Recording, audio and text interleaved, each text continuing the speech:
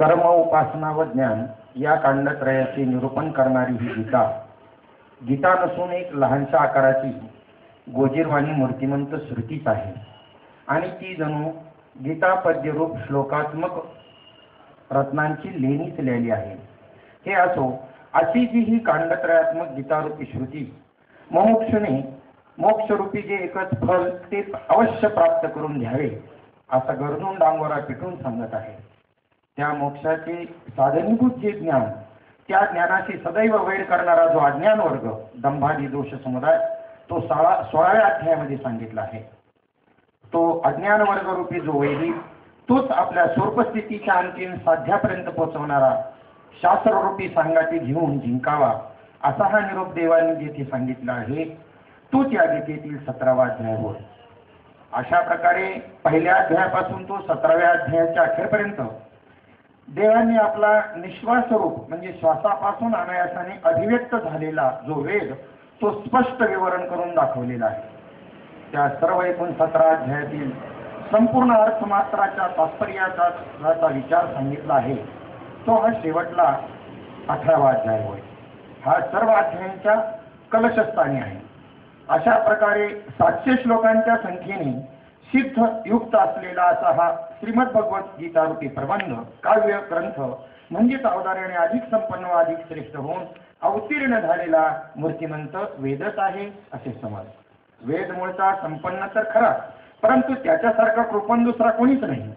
कारण तो ब्राह्मण, क्षत्रिय व वैश्य या 3 वर्णांच्याच कानी लागला, म्हणजे या 3 वर्णांनीच वेद ऐकावा अशी त्याची आज्ञा असून शूद्रांना वेदाचा अधिकार नसल्यामुळे त्याच्याशी तो बोलतच नाही। याशिवाय इतर स्त्रीशूद्राधिक जीव की जी संसार व्यथेने पीडित झालेले आहेत, त्यांना वेदांत म्हणजे ज्ञानप्राप्त्यर्थ रिघाव होण्याला अधिकारच नाही असे निर्णयाने ठरवून ते उणे सोसूनही तो स्वस्थ बसला आहे। त्यावर महाराज म्हणतात, मला तर विचारांती असे दिसते की तो आपला मागील उणेपणा नाहीसा करून आपल्याला सत्कीर्ती मिळावी, वाटेल त्याला सेवन करण्याला योग्य व्हावे या हेतूने हा वेदच गीता रूपाने प्रगट झाला आहे। कारण तो गीतेत आल्यामुळे वेद आता सर्वांना सेवन करण्यास सुलभ झाला नाही काय? पहा की गीतारूपी वेद हा अर्थाने मनात प्रवेश करतो, श्रवण निशाने कानामध्ये शिरतो व पठन म्हणजे जपमुखाने मुखामध्ये वास्तव्य करून राहतो, किंवा या गीतेचा जो नित्यपाठ करणे जाणतो किंवा जो त्या पाठ करणाऱ्याच्या संगतीने असतो, अथवा गीता लिहून ती पुस्तकाच्या निशाने जवळ बाळगतो, अशा एक ना अनेक निमित्ताने प्राणीमात्रांना सरसकट संसाराच्या चव्हाट्यावर विशुद्ध मोक्ष सुखाचे सदावर्त हा वेद घालीत आहे। आकाशामध्ये वासविहार करण्याकरता, पृथ्वीवर बसण्याकरता अथवा सूर्याचे दीप्तीचा व्यवहार होण्याकरता ज्याप्रमाणे या सर्वांना आकाश हा आधार आहे, त्याप्रमाणे गीता आपले सेवन करणाऱ्यामध्ये उत्तम अधम ही निवड करीत नाही व सरसकट त्या सर्वांना मोक्षपद दान करून त्याने सर्व जगाला गीता सारखी शांत आणि शांत आणि सुखी करते। एवढ्या करता आपल्या मागल्या निंदेला झालेला तो वेद गीतेच्या पोटामध्ये शिरला, त्यामुळे आता उत्तम कीर्तीला पात्र झाला। म्हणून वेदांचेच सुसेवन करण्यास, फल प्राप्त करून देण्यास योग्य अशी ही जी मूर्तिमंत श्रीगीता ही स्वतः श्रीकृष्णाने अर्जुनाला सांगितलेली आहे खरी, परंतु वासराची प्रीतीमुळे गायीचे दूध लाभणारे धोटे सर्व घरादाराच्या उपयोगाला येते, सुख मिळते, त्याप्रमाणे अर्जुनाच्या निमित्ताने सर्व जगाचा उद्धार झाला। जातकांची कळकळ दया मनामध्ये बाळगून मेघ पाणी घेऊन धावून येतो, म्हणजे वृष्टी करतो। त्या वृष्टीने सहजच चराचरात्मक सर्व जग जसे शांत होते, अथवा एकनिष्ठ अशा कमलाला प्रफुल्लित करण्याकरता वारंवार सूर्य उदयास येतो खरा, परंतु तेवढ्याने त्रिभुवनातील सर्व प्राण्यांच्या डोळ्यांना सहजच प्रकाश मिळाल्यामुळे सुख होते। या न्यायाने श्रीकृष्णांनी अर्जुनाच्या निमित्ताने गीता प्रकाशून केवळ अर्जुनाचेच नव्हे तर सर्व जगाचे जन्म मरण रूप संसारा एवढे मोठे थोर ओझे दूर केले। सर्व शास्त्र रूपी रत्नांचे तेज या 3 लोकांमध्ये प्रगट करणारा लक्ष्मीपती जो श्रीकृष्ण, त्याचे मुख हेच कोणी आकाश, त्या आकाशामध्ये गीताशास्त्र हाच कोणी एक सूर्य उगवला नाही काय? व जो अर्जुन या गीतारूपी ज्ञानाला पात्र झाला व सर्व जगाला ज्या अर्जुनाने गीताशास्त्र रूपी आवार घातले, तो अर्जुन ज्या कुलामध्ये जन्माला आला ते कुळ पवित्र व धन्य होय। हे असू दे. मग त्या सद्गुरू श्रीकृष्णांनी पार्थ आपल्या स्वरूपामध्ये मिसळून जात होता, ती जी मिसळणे त्यास परत द्वैत भावावर आणले. नंतर जे आत्मज्ञानाकरता गीताशास्त्र सांगितले ती त्यास कितपत पटले आहे हे पाहण्याकरता अर्जुनाला भगवान म्हणतात की अरे तुला जे आम्ही गीताशास्त्र सांगितले ते तुझ्या अंतकरणाला पटले ना, म्हणजे यथार्थ समजले का? तेव्हा अर्जुन म्हणाला, हे देवा आपल्या कृपेने मला हे गीताशास्त्र समजले. यापुढे भगवान गीताशास्त्राचा संप्रदाय सांगतात. हे धनंजया, ठेवा ऐश्वर्य प्राप्त होण्यासाठी भाग्य असावे लागते, परंतु जोडलेला ठेवा भोगण्याचे भाग्य क्वचितच असते. ऐश्वर्याचा उपभोग कसा घ्यावा हे एखाद्यालाच समजते. जोडलेले ऐश्वर्य प्राप्त होऊन कसे नाहीसे होते याविषयी भगवान उपपत्ती सांगतात की जसे क्षीरसागरा एवढे निरुपम विरजले न जाणारे दुधाचे भांडे मंथन करीत असताना देवदैत्यांना कितीतरी श्रम पडले बरे. पुढे त्या केलेल्या श्रमांनाही फळ आले. त्यातून निघालेले जे अमृत तेही दृष्टीने पाहिले, परंतु त्या अमृताचे जतन करण्याला मात्र ते चुकले. तिथे अमरत्व प्राप्त व्हावे म्हणून जे अमृत वाढले तेच राहू दैत्याला मरण्याला मात्र कारणीभूत झाले. तेव्हा प्राप्त झालेल्याचा भोग कसा घ्यावा ही युक्ती जर ज्ञात कळलेली नसेल तर जोडलेल्या लाभाचा जसा उलट परिणाम होतो. नहुष राजा यज्ञाधिक कष्टमय आचरण करून स्वर्गाचा अधिपती म्हणजे इंद्र झाला खरा, परंतु तेथे कसे वागावे अर्थात वागणुकीची पद्धत न समजल्यामुळे थांबावून जाऊन तो चुकला व सर्पत्व जाती विशिष्ट योनीला प्राप्त झाला. हे तुला माहीत नाही काय? म्हणून हे धनंजया तू बहुत पुण्य केलेस, त्यामुळे आज सर्व शास्त्रांचा राजा जे गीताशास्त्र ते मला सांगण्यास व ऐकण्यास योग्य अधिकारी झाला आहे. तर याच शास्त्राचा जो वागण्याचा संप्रदाय आहे तो स्वीकारून समजून घेऊन मग शास्त्रार्थाप्रमाणे तू त्याचे अनुष्ठान करू. रवी अर्जुना, संप्रदाय विना जर या शास्त्रासाठी तू अनुष्ठान करावयास लागशील तर अमृत मंथनासारखाच परिणाम होईल. हे किरटी, गाय उत्तम जर मिळाली तरी तिचे दूध तेव्हाच पिता येते की जेव्हा तिची धार काढण्याची हतवटी माहीत असते. तसे सद्गुरू प्रसन्न होतील व त्याच्यापासून शिष्याला खरोखर विद्याही प्राप्त होईल, परंतु तिचे अनुष्ठान संप्रदायपूर्वक गुरुसेवा करून केले तरच ती फलद्रूप होईल, नाहीतर व्यर्थ होईल. म्हणून ही गीताशास्त्र प्राप्त करून घेण्याचा जो योग्य संप्रदाय आहे तो मी आता सांगतो. तो अत्यंत आदराने आहे. म्हणजे कोणतीही विद्या संप्रदायाशिवाय फलीभूत होणार नाही किंवा त्याचा अनुभव येणार नाही. फलीभूत होणं म्हणजे अनुभव येणं. गाय धड जोडे गोमटी ते तेची पिवळे किरीटी, जय गाणी गे हातवटी सांजवणीची. तिला डोळ्याची माहिती नसेल तर काय उपयोग आहे? म्हणजे संप्रदाय जो आहे हा अतिशय महत्वाचा आहे. त्याचा विनियोग आणि रीत याच्यावरती श्रीपाद बाबांचं नेहमी जोर असायचं. विनियोग किंवा रीत जर कळली नाही तर काही उपयोग नाही. रीतीवरच जास्त जोर असायचा. रीत कळली तर अनुभव येईल. इथे रीतीचा विषय सांगितलेला आहे की नहुष स्वर्गाधिपती झाला परी राहते भांबावला आणि मग भुजंगत्व त्याला प्राप्त झालं. तिथं कसं वागावं हे त्याला कळलं नाही, अशी उदाहरणं दिली. म्हणजे संप्रदायाची अत्यंतिक आवश्यकता नामाच्या ज्ञानाच्या अनुभूती करता आवश्यक आहे असा विचार या श्लोकामध्ये मांडला. श्लोक वाचत नाही ना? ठीक आहे, म्हणजे अर्थ बी नाही. अर्थ वाचलं तर वाचलं नाही. ठीक आहे. हे पार्था, तुला हे जे गीताशास्त्र आस्थापूर्वकतेमुळे प्राप्त झाले आहे. आता पहा, गीताशास्त्र म्हणजे हे 700 श्लोक नाही असंही नाही म्हणायचं, पण म्हणावं लागतं का आता एक विशिष्ट गोष्ट करण्याकरता त्याच्यातलं असणारं ज्ञानाला गीता हे नाव आहे, त्या ज्ञानाला रामायण हे नाव. सर्व नावं जी काय आहेत ती त्या ज्ञानाला आहे. म्हणून या अर्थाने आता सांगितलंय की हे ज्ञान कोणाला दे. गीताशास्त्र म्हणजे हे ज्ञान, त्या ज्ञानाचा अधिकारी आहे. कोणाला दे आणि कोणाला देऊ नको हा मुद्दा आता याच्यामध्ये आलाय. अगोदर आला संप्रदायाचा विनियोगाचा मुद्दा आणि आता त्याचा अधिकारी कोण. हे पार्था, तुला ही जी गीताशास्त्र आस्थापूर्वकतेमुळे प्राप्त झालेली आहे ते तपोहीन मनुष्याला कधी मुळी सांगू नको. ते म्हणाल आम्हाला कसं सहज मिळालं, आपल्याला आठवण नाही, तुम्ही तपोहीन नाही, तुम्हाला आपल्याला आठवण नाही, तपोहीन नाही, स्मृती नाही आपल्याला. हो, हे जे आता बाह्य साधनांचा आपण धिक्कार करतो, वास्तविक धिक्काराचा मुद्दा नाही. धिक्कार म्हणून नाही करत आपण धिक्कार, अंतरंग साधनेकडे ती लोक ओळख देत म्हणून तसं बोलावं लागतं. नाही तर काय टीका करतो का आपण? नाही, त्यांचा गैरसमज आहे तसा. वास्तविक पाहता बहुत पुण्याची सामग्री आहे, तोच इथे ते वचन कानावर पडणं एवढी सोपी गोष्ट नाही. म्हणजे आपल्याला स्मृती नाही, मागे ही सर्व गोष्टी आपण करत इथपर्यंत आलेलो आहोत. म्हणून इथे आपल्याला असं नको वाटायला की आम्हाला कसं कळलं त्याचा तपोहीनाला सांगू नये म्हणून सांगितलं. अनंत जन्माचे तप एक, अनंत जन्माचे तप एक नाम, सर्व मार्ग सुगम हरिपाठ, किंवा अनेक जन्माचे बहुता जन्माचे सुकृत पदरी त्याचे मुखी हरी पैठा होय. जन्म जन्मांतरी असेल पुण्य सामग्री तरी नामाची वागरी येईल श्रीरामाचे भरपूर प्रमाण आहे. ते तपोहीन मनुष्याला कधीही मुळीच सांगू नको हो. अथवा चला पुढे त्याच्यात बी सांगितलं तपस्वीला सांगावं का मग नाही. अथवा एखादा तापसी मनुष्य असेल परंतु तो जर गुरुभक्ती करण्यामध्ये ढिल्ला असेल तर वेदांनी जसा अंत्यजाचा त्याग केला तसा त्याचा तू त्याग कर. अथवा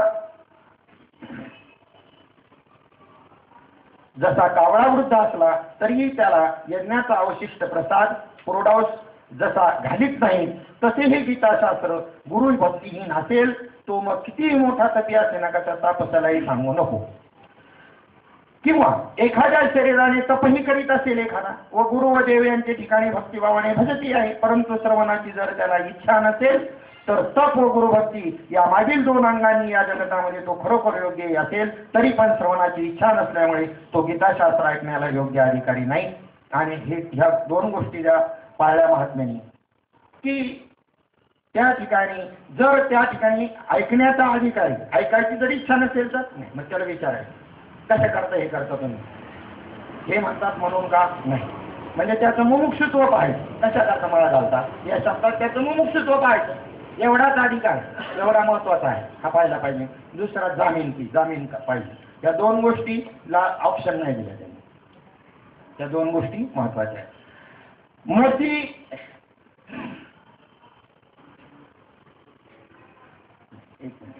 किंवा एखाद्या शरीराने तपही करीत असेल व गुरु व देव यांचे ठिकाणी भक्तिभावाने भजतही आहे परंतु श्रवणाची जर त्याला इच्छा नसेल तर तप व गुरुभक्ती या मागील दोन अंगांनी या जगतात तो खरोखर योग्य असेल तरी पण श्रवणाची इच्छा नसल्यामुळे तो गीताशास्त्र ऐकण्यास योग्य अधिकारी नाही. मोती हवे तेवढे उत्तम असले तरीही त्यात वेग पाडले नसेल तर त्यात सूत किंवा सोन्याची तार प्रवेश करील का होता येईल का नाही. समुद्र गंभीर आहे हे कोण नाही म्हणतो परंतु त्या सागरावर पाऊस पडला तर तो व्यर्थ जातो. तृप्त झालेल्या मनुष्याचे पानावरी पक्वांनी वाढून मग ती वाया दौडावी त्यापेक्षा तीच पक्वानी क्षुधित मनुष्याला उदारवृत्तीने घालून आपल्या उदारे का प्रगट करू नये. म्हणून इतर सर्व बाबतीमध्ये वाटेल तसा योग्य असो पण जर श्रवणाची इच्छा नसेल तर ही गीताशास्त्र सहज चुकून कदाचित त्या सांगशील पण सांगू नकोस हो. रूपविषयी जाणण्याविषयी डोळा चांगला शहाणा आहे खरा परंतु फुलाचा सुवास घेण्यास पुढे करून काय त्या ज्ञानात उपयोग जेथे जे योग्य असेल तेथेच त्याचा उपयोग होईल होऊन ते फळाला येते. म्हणून हे सुभद्रापते ज्यास गीताशास्त्र सांगावयाचे तो तपस्वी गुरु व देव यांची भक्त करणारा आहे हे तर पाळ पण जर शास्त्र श्रवणाविषयीची त्यास तीव्र इच्छा नसेल तर त्याचा त्याग करावा. अथवा तपस्वी गुरु आणि देव यांची भक्ती करणारा असून शास्त्र श्रवणाची तीव्र इच्छा आहे असा मनुष्य सर्व प्रकारच्या सामुग्रीने युक्त असलेला जर पाहिलाच तर सकळ लोकांचे नियमन करणारा व गीताशास्त्र निर्माण करणारा जो मी त्या मला साधारण व्यक्तिंचित म्हणून समजेल तसेच माझी व माझ्या भक्त सज्जनांची दुष्टपणाने निंदा करणारे असे जे कोणी असतील तेही हे गीताशास्त्र ऐकण्यास योग्य आहेत असे समजू नकोस.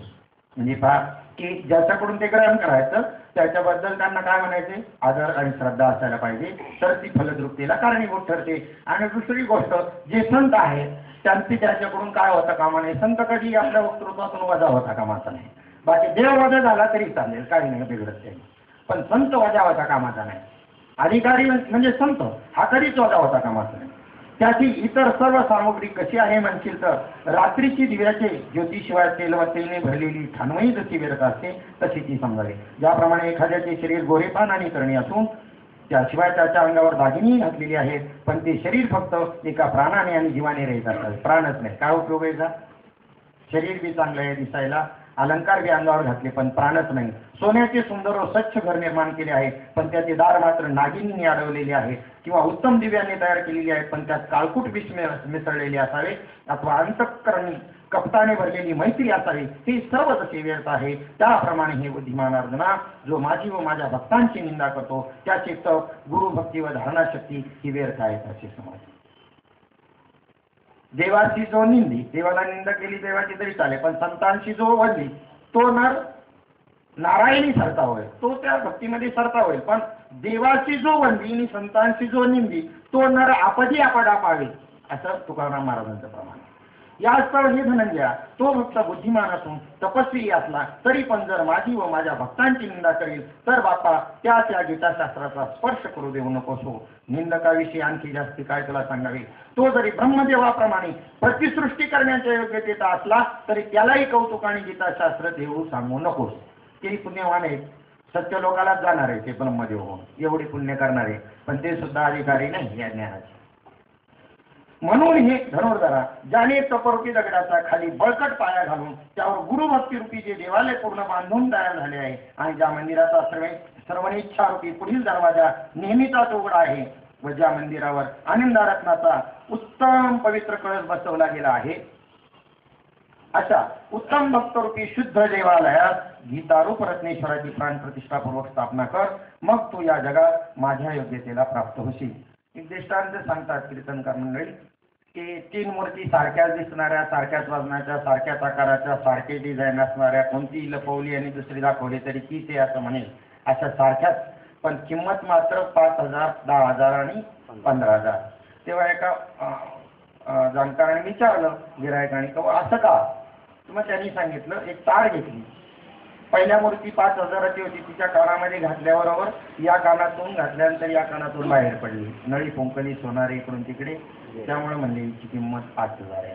दुसरी होती ती इकडून कानातून घातली, तोंडातून अशी बाहेर पडली माझ्यासाठी, इकडून ऐकायचं इकडे लोकांना सांगत बसायचं, मग हिची 10,000 होती जास्तीत जास्त.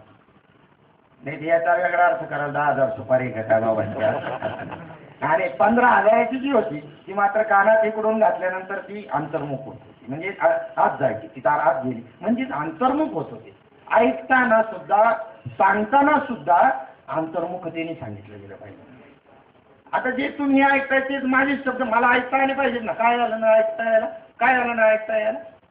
जर म्हणतो आपण साळुंकी मंजुळा बोलत असे वाणी, तर मग काय झालं आपल्याला ऐकायला, सांगणाऱ्याला बी ऐकायला यायला काय हरकत आहे, ऐकता यायला.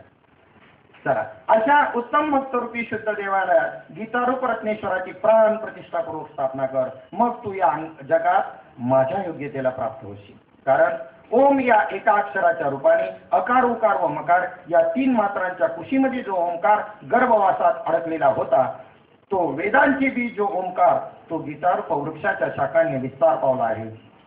त्यातील श्लोक हे गायत्री रूप फुलांनी व फळांनी युक्त झाला आहे.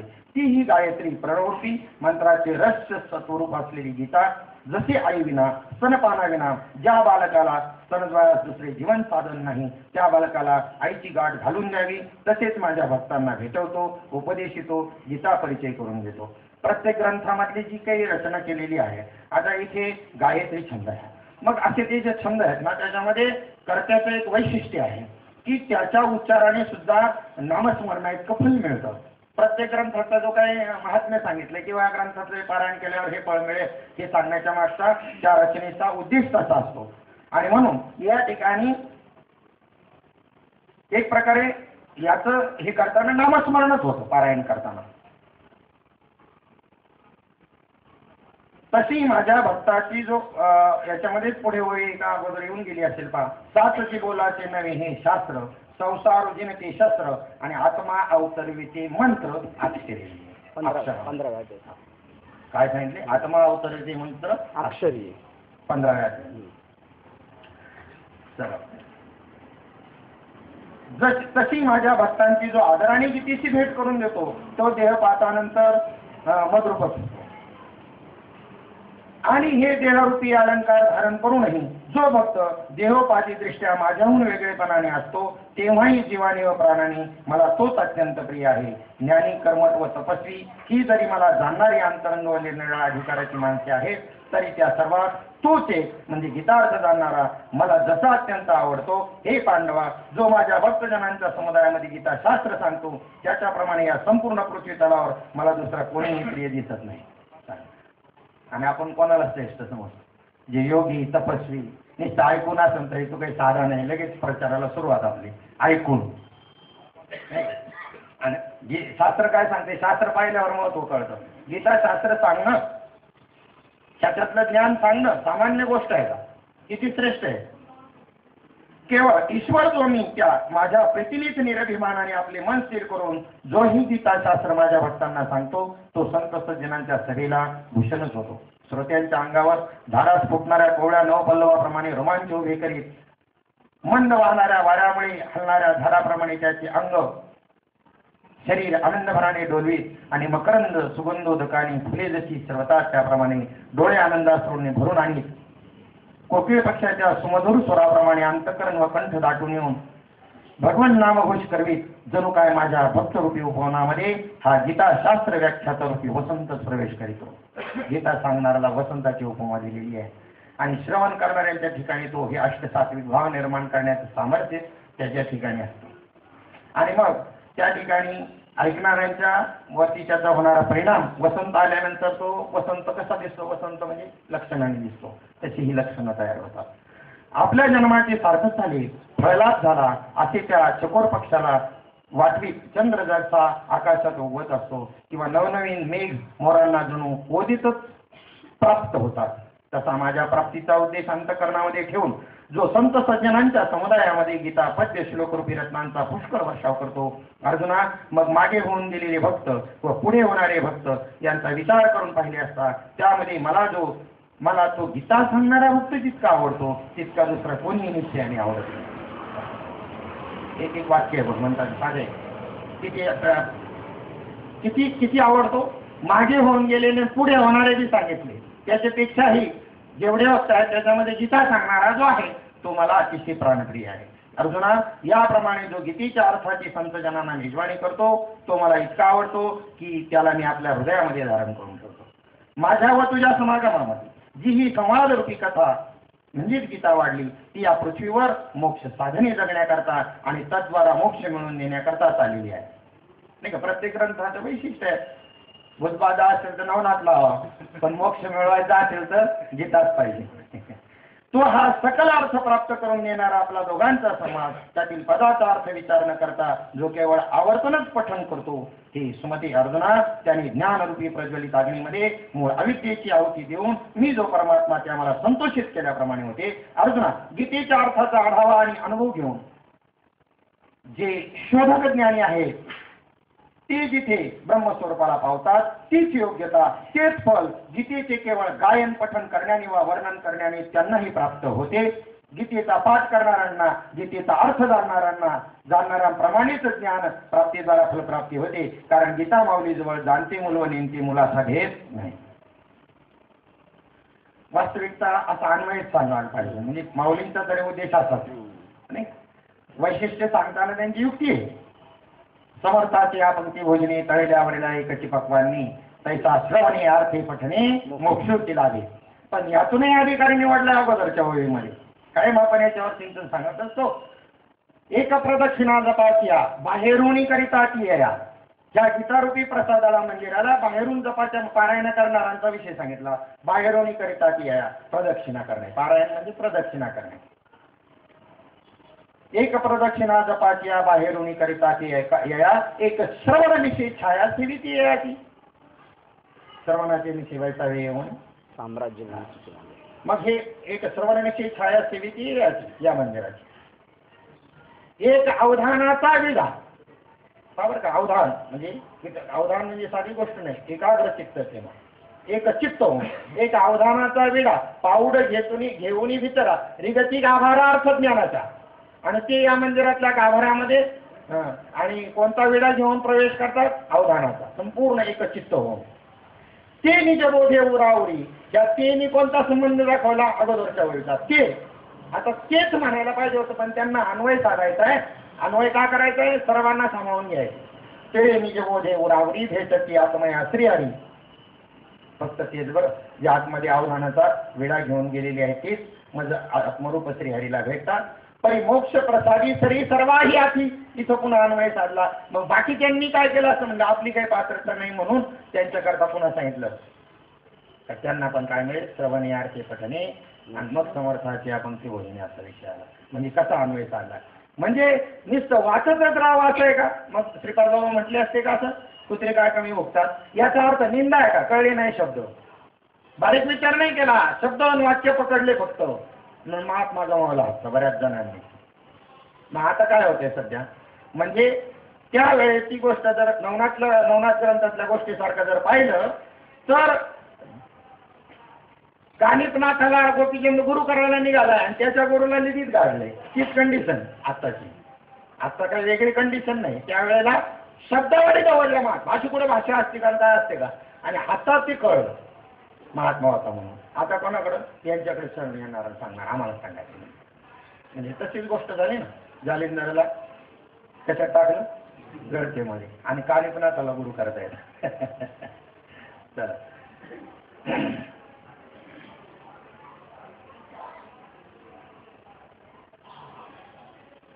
आणि परमार्थातील सर्व मार्गाची निंदा करणे सोडून शुद्ध आस्थेने जो गीतेच्या श्रवणावर श्रद्धा ठेवून राहतो त्याच्या कानामध्ये गीतेची अक्षरे प्रविष्ट होतात न होतात तोच पातके सत्वर पळून जातात. जसा अरण्यामध्ये अग्नी एकदम सहज शिरला म्हणजे तेथील वनचरे व पशुपक्षादी वाट सापडतील त्या दिशेला पळून जातात.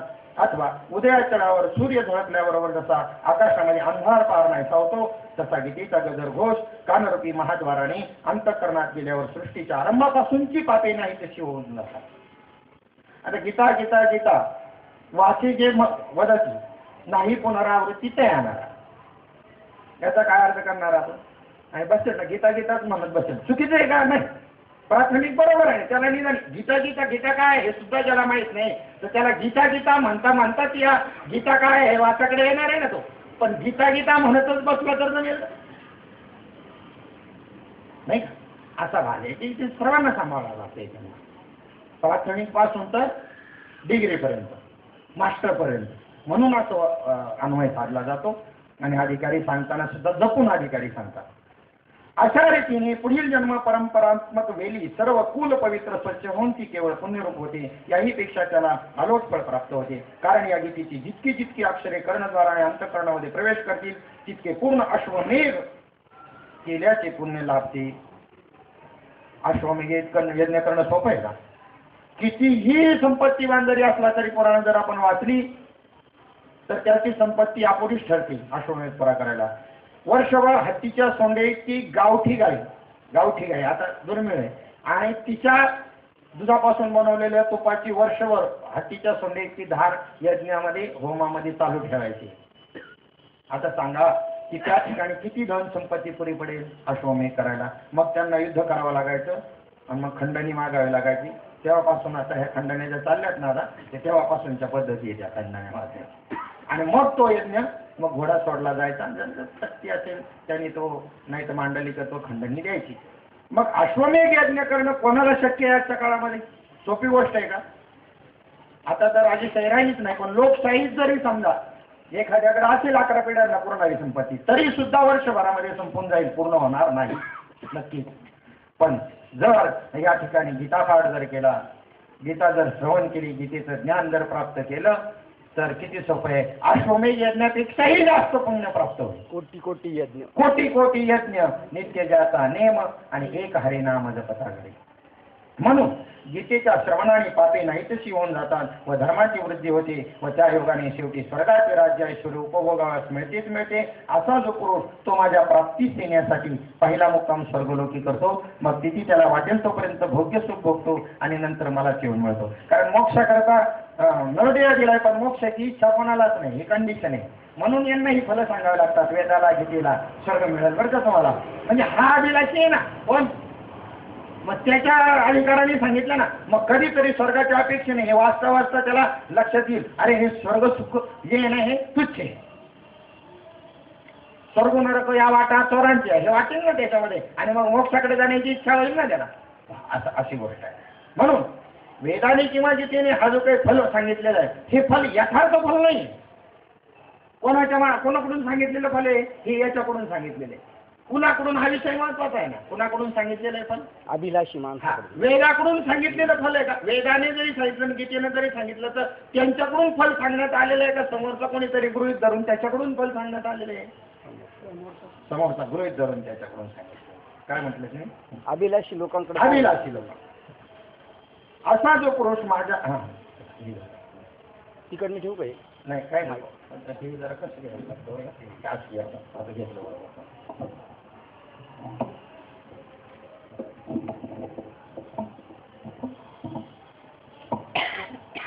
आणि मग त्या ठिकाणी असा जो पुरुष आहे तो माझ्या प्राप्तीला येण्याकरता पहिला मुक्काम स्वर्गलोकी करतो. मग तिथे त्याला वाटेल तोपर्यंत त्याने ते भोग भोगल्यानंतर आणि मला जेवण मिळतो. हे धनंजया ही गीता ऐकणाऱ्याला व गीतेचा पाठ पारायण करणाऱ्याला महानंद स्वरूप जो मी ते मद्रूप फल गीता ही त्याला प्राप्त करून देते, यावर बहुत काय बोलू. यास्तव या गोष्टी राहू दे, परंतु ज्या कारणाकरता हा गीताशास्त्र विचार तुला सांगण्याला मी आरंभ केला, ते तुझे काम झाले काय ते विचारू. ठीक आहे बघा, तसं जर 11व्या अध्यायामध्ये इथे नष्टो मोह स्मृती लब्ध्वा असा जो श्लोक आलाय, ते जोपर्यंत अर्जुनाच्या मुखातून येत नाही तोपर्यंत गीता सांगायचं काम चालू आहे. त्याचा मोह जात नाही. जेव्हा तो कबुली देईल का आता माझा मोहचं कुटुंब गेला, त्यावेळेला त्याचं सांगणं बंद होते. मग इथे विचारलं की ज्या करता मी तुला गीता सांगत होतो ते त्या ठिकाणी काम झालं का. आम्ही जसा व ज्या रीतीने हा शास्त्र सिद्धांत कामाच्या स्वाधीन केला तसाच त्यांनी तुझ्या चित्तामध्ये आणून स्वाधीन केला की नाही, अथवा मधल्यामध्येच लक्ष नसल्यामुळे सांगण्या लवण्यावर फुकट गेलं काय, किंवा तू अनादानाने चाल ढकल करून ती जुगारून तर दिली नाहीत ना. जसे आम्ही ते तुला सांगितले तसेच जर तुझ्या अंतःकरणामध्ये त्यांनी पोचते केले असतील तर जे मी तुला आता पुसेन ते सत्वर सांग पाहू. इथे वक्त्याने श्रोता आपल्यासारखा बनवायचा आहे आणि मग सांगायचा विषय. एका भूमिकेवर रिमोट जरी धरला इकडे तिकडे धरला तरी टीव्ही चालत नाही, समपातळीत धरावा लागतो. तर कुठे धरून चालतो. मग इथे श्रोता बनवायचा आहे आपल्यासारखा वक्त्याने आणि मग सांगायचे विषय. म्हणून या ठिकाणी ती म्हणतात की तुला मी जे आता विचारेन ते सांग पाहू. अरे अर्जुना, स्वस्वरूपाच्या अज्ञानापासून मागे उत्पन्न झालेल्या मोहाने तुला भुलवले, भ्रमात पाडले होते, कर्तव्य पराजमुख केले होते. तो मोह तुझ्याजवळ अजूनही उर्वरित आहे किंवा नाही. कशामुळे विकार निर्माण होतात. स्वस्वरूपाचं अज्ञान. सगळ्या गोष्टीचं एकच कारण. आणि अजून महत्वाचं रहस्य तुम्हाला सांगतो. या अज्ञानाला टेका कोणाचा आहे, आधार कोणाचा आहे, ज्ञानाचा आहे. प्रभू तेवढ्या करताय. एक वर्म जाता जाता सांगतो. पहिल्यांदा तुमच्या ठिकाणी जी स्फूर्ती निर्माण होते ना, स्फूर्ती ती चैतन्याची ज्ञान स्वरूप आहे ती, आणि त्याच्याच आधारावरती हे सगळं अज्ञान जगते. अज्ञान कशावर जगते. अज्ञान हे जड आहे वस्तुता. अज्ञानाला आधार कशाचा आहे, ज्ञानाचा आहे. मग काय पांगळ करायचे. हे स्फूर्तीच जर पांगळ करून टाकले तर हे अज्ञान कार्य राहील काय. आणि म्हणून प्रभुदेव वृत्ती शांत करण्याकरता कशा करता अहम ब्रह्मास्मी जी वृत्ती उठलेली आहे ना, ती जर त्या ठिकाणी शांत नाही झाली तरी सुद्धा वेळ बसणार नाही. म्हणून अहम ब्रह्मास्मी नव्हे शुद्ध ब्रह्मज्ञ. आणि मग काही याचाच आधार घेऊन मग म्हणतील ना असे काय अहम सोम कोम मुळे असांडे उपाधी. पण नाही, हे म्हणणं त्यांचं कसं चुकीचं आहे की त्या पॅटर्न मधून जाऊन मग ते बाजूला करायचे. देवोहम जे आहे घालवण्याकरता शिवोहम आहे, आणि देवोहम गेलं की मग शिवोहमची गरज नाही. अहम मी देहरूप आहे हे घालवण्याकरता. आता हे जे अहम सोहम कोहम मुळे या सांडी उपाधी हे त्या पॅटर्न मधून गेलेले असतील त्यांनी म्हणावं का न गेलेल्यांनी म्हणावं, याच्याकरता दृष्टांत सांगून पुढे जातो. भीमाशंकरला एक शेठजी दर्शनाकरता निघाली आपली मोटार कार घेऊन, आणि कारमधून जाताना नोकर बरोबर होता, गॅस सिलेंडर होता, स्वयंपाकाचं साहित्य होतं. पायथ्याची डिंबे धारणापाशी गेल्यानंतर सांगितलं आम्ही वरून दर्शन करून येतो, 2 मुलं आणि त्यांची पत्नी, आणि दर्शन करून येतो, तोपर्यंत तुम्ही स्वयंपाक इथे तयार करा. गॅस उतरून दिला रस्त्याच्या कडेला झाडाजवळ, आणि सांगितलं इथे गवताच्या गंजा आहेत बरं का, सांभाळा एखादी ठिणगी पडेल. स्वयंपाक करायचं जे आहे ना हे एकदाच सांगितलं, पण जाता आणि गाडीत बसून गाडी चालूपर्यंत 3 वेळेला सांगितलं गवताची ठिणगी उडेल, इथं गंजा आहेत बरं का. ही सावधानता 3 वेळेला सांगितली आणि ती निघून गेले. तिकडून परत आल्यानंतर त्यांनी विचारलं झाला का स्वयंपाक. म्हणले नाही. म्हणले का. म्हणले मी पेटवायचा शिनेच घेतला नाही. का. तर म्हणले तुम्ही ही 3 वेळेला सांगितलं का ठिणगी उडण, आणि मग त्यापेक्षा म्हणले झंझटच नको ना, उपायची राहायची पाळी येईल का काय होईल. तसं अहम कोम सोम मुळे या सांडी उपाधी यांची गत तशी. हे निषेधात्मक नाही आहे. ते एक गौण करावं लागतं, एकाचं महत्व समजण्याकरता एक गौण करावं लागतं, झाकावं लागतं. कालांतराने पुन्हा ते गौणत्व जे आहे ते पुन्हा मुख्यत्वाला बी येतं ना, मुख्यत्वाला बी येतं ना. ते जेव्हा गरज वाटेल त्याला त्या मुख्यत्व म्हणून बी उचलावं लागतंय. पहिल्यांदा मुख्यत्व म्हणूनच उचललेलं आहे.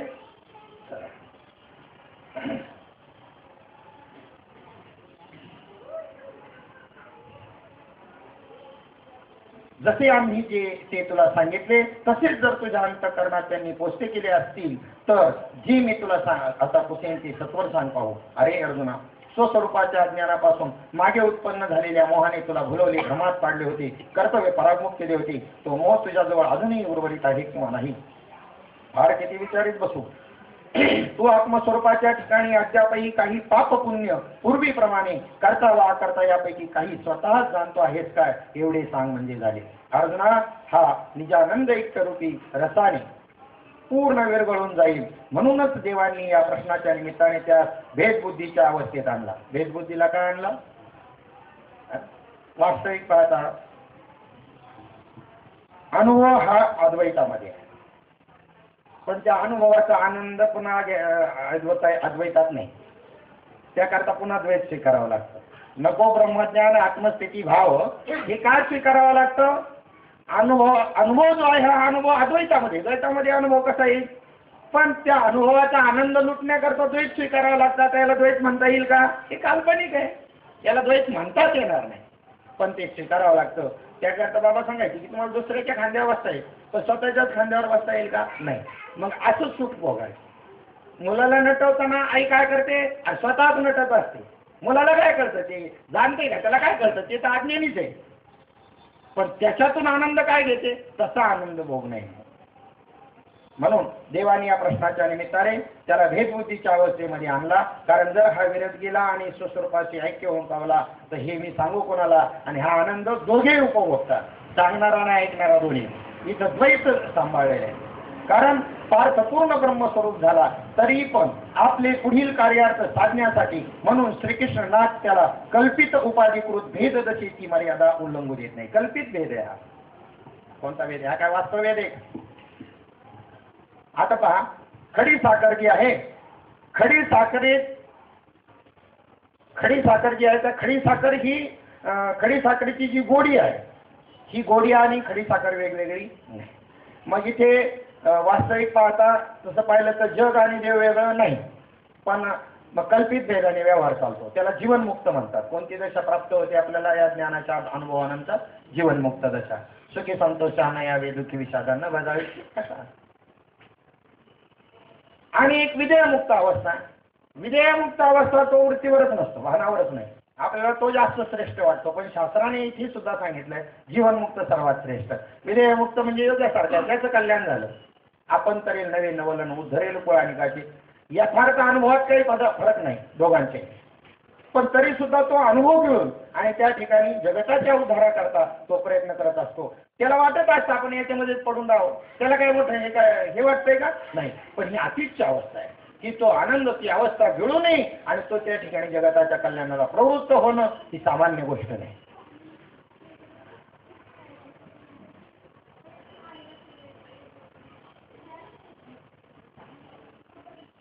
बरोबर सांगायला लागलं का? मग तिथे मागं जाणं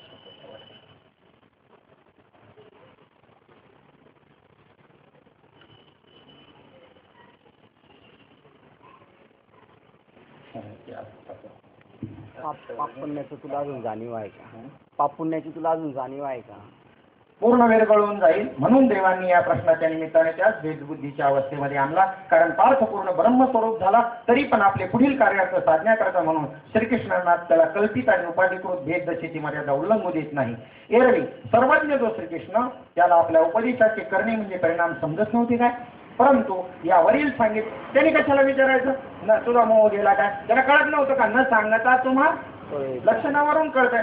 पण तरी सुद्धा परंतु या वरील सांगितलेल्या कारणाकरता देवाने अर्जुनाला प्रश्न केला. याप्रमाणे प्रश्न करून नसतेच म्हणजे बाधित झालेले अर्जुन पण आणून अर्जुन पूर्ण दशेला आला. त्याचे पूर्णपण हे त्याच्याकडून देवांनी स्वतः बोलवले. मग क्षीरसागराला सोडून क्षीरसागरातून बाहेर निघून आकाशात पूर्ण चंद्र आपल्या किरण समुदायाने युक्त होऊन क्षीर समुद्राहून तत्वतः स्वरूपाने वेगळा न होता त्याचाच एक अंश असून जसा वेगळा झालेला असा शोभून दिसतो. चंद्र कशातून?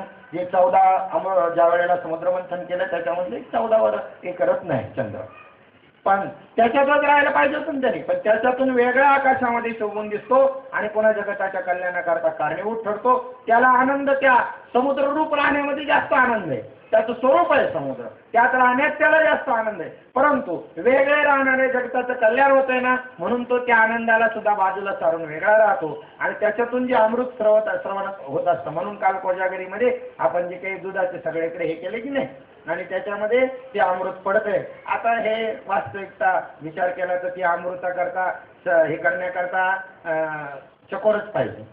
काय पाहिजे? चकोरच पाहिजे. कोणालाही ते व्यस्त येणार नाही. दुधात कितपत पडला असेल हा आपली आपली कल्पना आहे, पण त्याच्याकरता चकोराची दृष्टी पाहिजे. सेवन करायला चकोरच पाहिजे. त्याच्यामधूनच ह्या वनस्पती पोचल्या जातात. दिसत नाही ते, पण वनस्पती औषधी ज्या तयार होतात, चंद्रामृताचं पाझर. आता हे काय असं पाऊस पडल्यासारखं दिसलं का कोणाला? नाही, अदृश्य आहे ती गोष्ट. कृपा ही काही दिसायची गोष्ट आहे का? पण कृपेची लक्षणं दिसतात. काय दिसतात? तसं आहे. आणि म्हणून जगताच्या कल्याणाकरता स्वस्वरूपापासून बाजूला होतो चंद्र, समुद्रापासून आणि आकाशामध्ये मिरवतो, केवळ जगताचं कल्याण. तसा मी ब्रह्म आहे हे क्षणामध्ये विसरून, आता खरंच हा विसरेल का? कधी विसरू शकतो काय? मी ब्रह्मस्वरूपाला प्राप्त झाल्या कधी विसरू शकतो काय? तर त्याला विसरावं लागतं जगताच्या कल्याणाकरता. कसं विसरेल? का उलट जास्त आठवणीत राहील तो. जगताला सांगता सांगता त्याची आठवण पुनरावृत्त होत राहील का विसरेल? मग तुम्हाला आपल्याला सांगायला जे काही लावलेलं आहे याच्यामध्ये काय लक्षणं असेल? महात्म्याने काय तशा काय लक्षणं केली असेल? तू दुसऱ्यांना सांगता सांगता तुझी उजळणी होईल. त्या जगताच्या उद्धाराची नियुक्ती केली. मग अधिकार पत्राचं असं वाक्य नसतं. खाली वाक्य असं होतं, वरती तुम्हाला काय काय उपमा दिल्या महात्म्याने. दुर्जटी शंकर, भगवान शंकरापेक्षा श्रेष्ठ असा तुम्ही आहात. आता ते स्वरूपाच्या अर्थाने म्हणलं तुमच्या. आणि मग शेवटी जरी स्वरूपाच्या अर्थाने म्हणलं किंवा आकाराच्या दृष्टीनं म्हणलं तरी शेवटी असं वाक्य काय घातलं की तुम्ही या माझ्या अनादी परंपरेनं आलेल्या या नामाचा उपदेश सर्वजणांना इतर जणांना करा. आणि मग पुढं काय वाक्य आलं की ते तत्व त्यांचा निश्चित उद्धार करेल. असं का? मग तुम्हीच त्यांचा उद्धार तुमच्याकडून होईल असं वाक्य का नाही आलं? अधिकार पत्रात पहा किती महत्वाचं वाक्य आहे. तसं या क्षणामध्ये या ठिकाणी तसा मी ब्रह्म आहे हे क्षणामध्ये विसरून मग सर्व जग ब्रह्मत्वाने भरून गेले आहे अशी स्थिती होते. नंतर हेही विसरून क्षणात ब्रह्मपण नाही आपोआप आपल्याच स्वरूपी विराम होते. अशी आता मी ब्रह्म आहे हा संकुचितपणा आहे का व्यापकपणा आहे? बरं, आता ह्या उंचीवरून पाहिलं तर कोणत्या उंचीवरून? प्रबोधाची स्वरूप स्थितीचा. मी ब्रह्म आहे हे म्हणणं स्वरूप स्थितीच्या दृष्टिकोनातून संकुचितपणा आहे का व्यापकपणा आहे? मोठा संकुचितपणा आहे. पण एक संकुचित वृत्तीचा नाश करण्याकरता स्वीकारलेली ती वृत्ती आहे. पण मी माझ्या व्यतिरिक्त किती ब्रह्म पडलेले आहे बाहेर? आपल्या प्रकृतीपुरतच आहे का ब्रह्म? आपण आकाशामध्ये सूर्य पाहतो, आपली नजर सूर्य पाहते. किती अंतरावर आहे? 1,00,000 किलोमीटर अंतरावर. योजना, एक योजन म्हणजे 4 कोस. मग एवढ्या अंतरावर हा सूर्य जो आहे हा आपल्या डोळ्यांनी आपण पाहतो.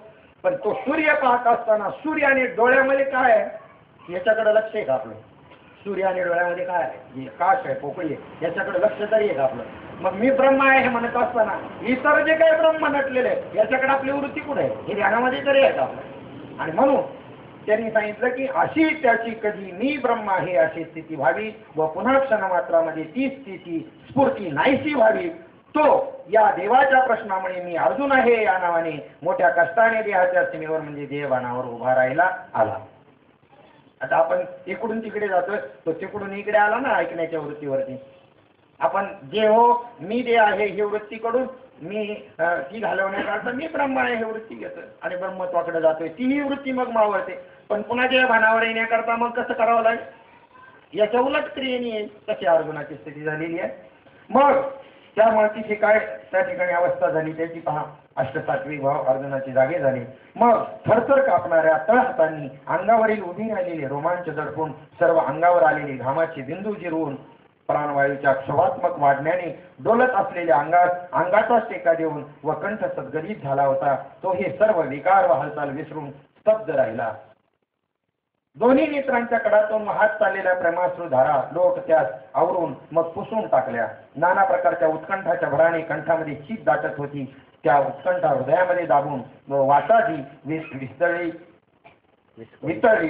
झाली होती. ती सावरून प्राणक्षोभ झाला होता तोही सावरला आणि श्वासोश्वासाची गती क्रमविरहित विपरीत झाली होती. ती पूर्ववत जागच्या जागी नीट सावरून मग अर्जुन म्हणाला की देवा तुम्ही मला तुला मोह आहे असे अजूनही वाटते की काय असे मोठ्या प्रेमाने विचारले.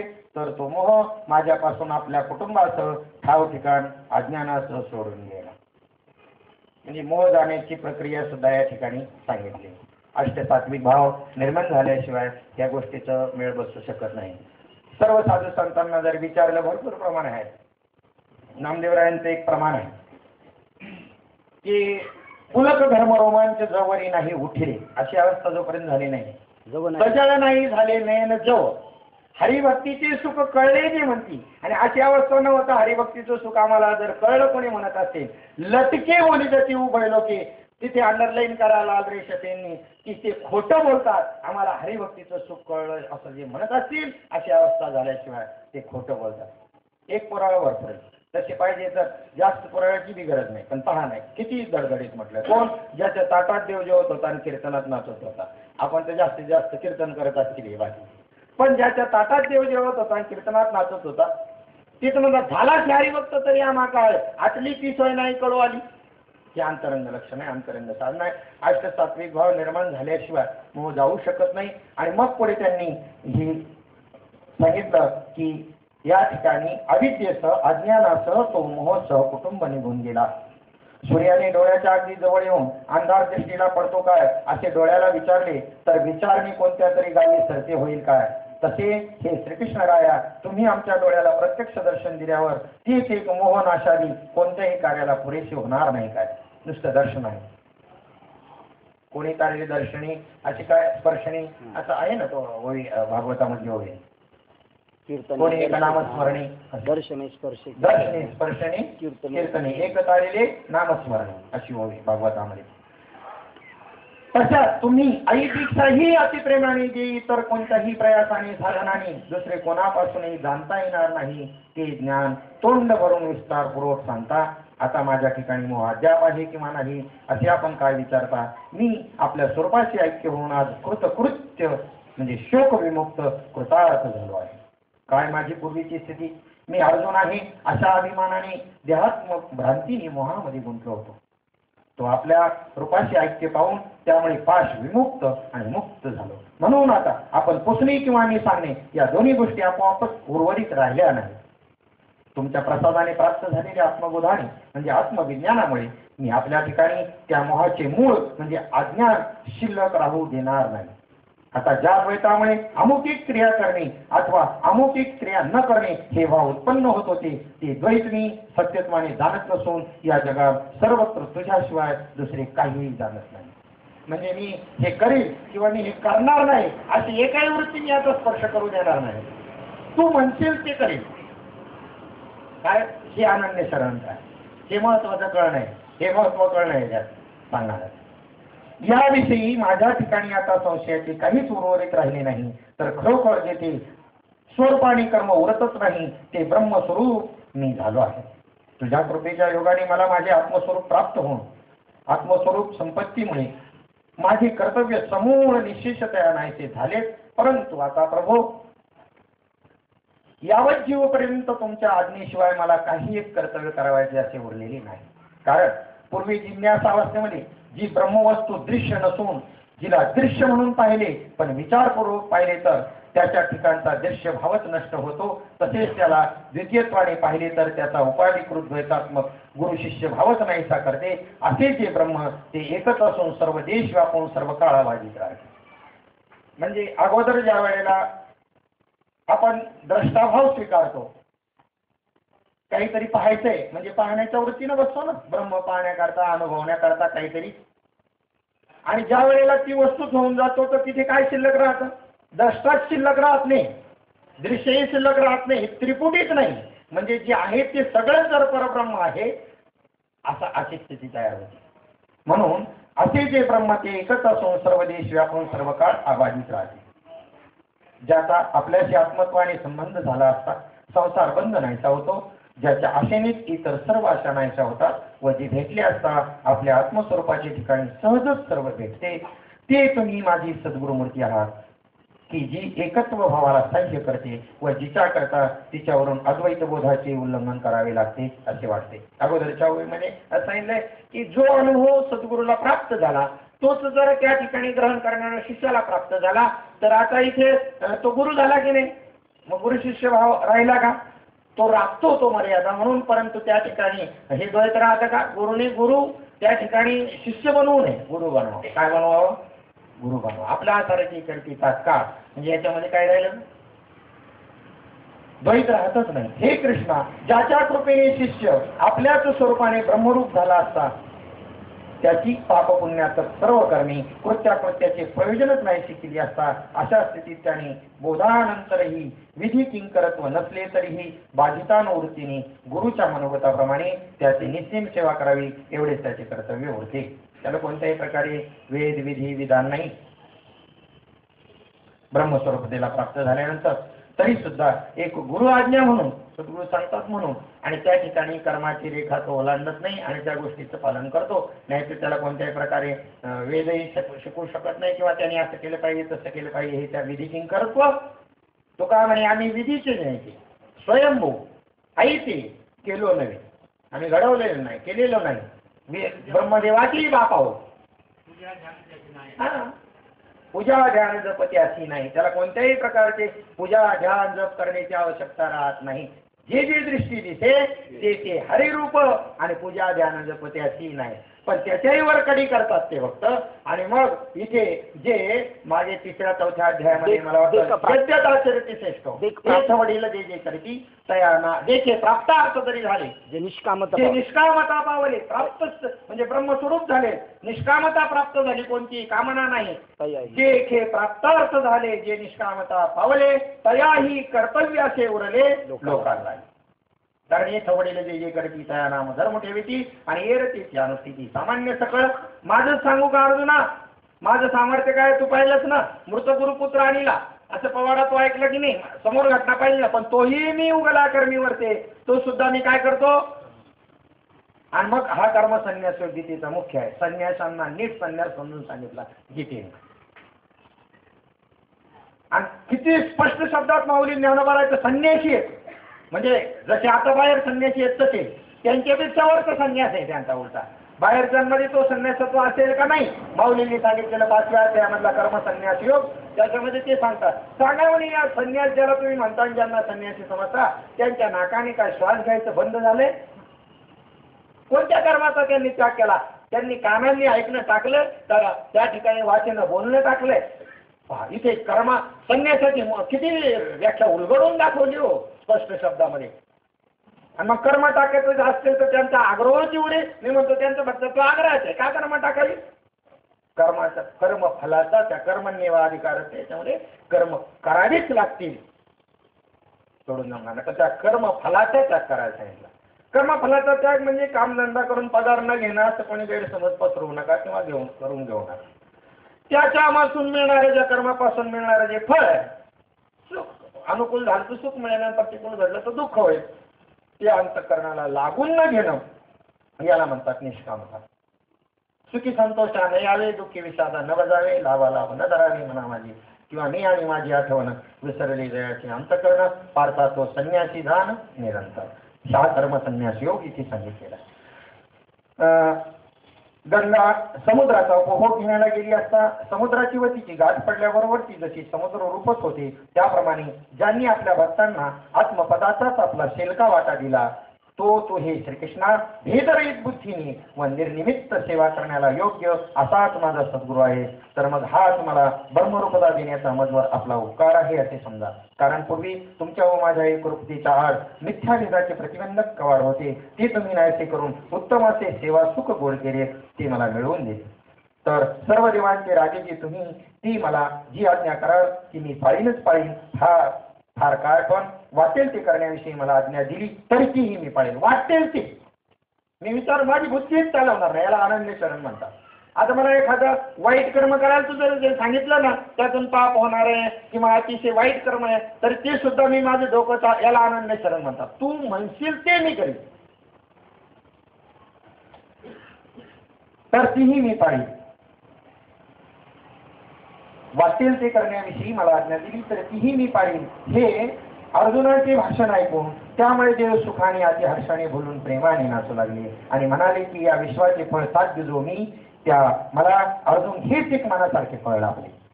पूर्ण कलेने युक्त असा आपला मुलगा जो चंद्र, त्याला पाहून क्षीरसागर आपली मर्यादा विसरत नाही का, त्यालाही उचंबळून येतं. पौर्णिमेचा चंद्र पाहिल्यावर समुद्राला आली काय होतं भरती येते. भक्ती ते पौर्णिमा हा. बोध होतो चंद्र. भक्ती ते पौर्णिमा बोध होतो चंद्रमा. आनंद सिंधू प्रेमा भर. आनंद सिंधू प्रेमा भरती आले. आणि म्हणून कारण तर त्याचा संबंध आहे ना. म्हणून पौर्णिमेचा चंद्र पाहिल्यावर समुद्राला भरती येते. त्या पद्धतीनं यांचा अनन्य संबंध आहे. आपला सुद्धा आहे. अर्जुन म्हणजे आपण सारे अर्जुन. आपण सारे अर्जुन. तर या ठिकाणी ममई मांशो जीवलोके या श्लोकामधून भगवंत सांगतात की सारे जीव, सारे म्हणजे सारे ए टू झेड, हे सगळे माझाच अंश आहेत.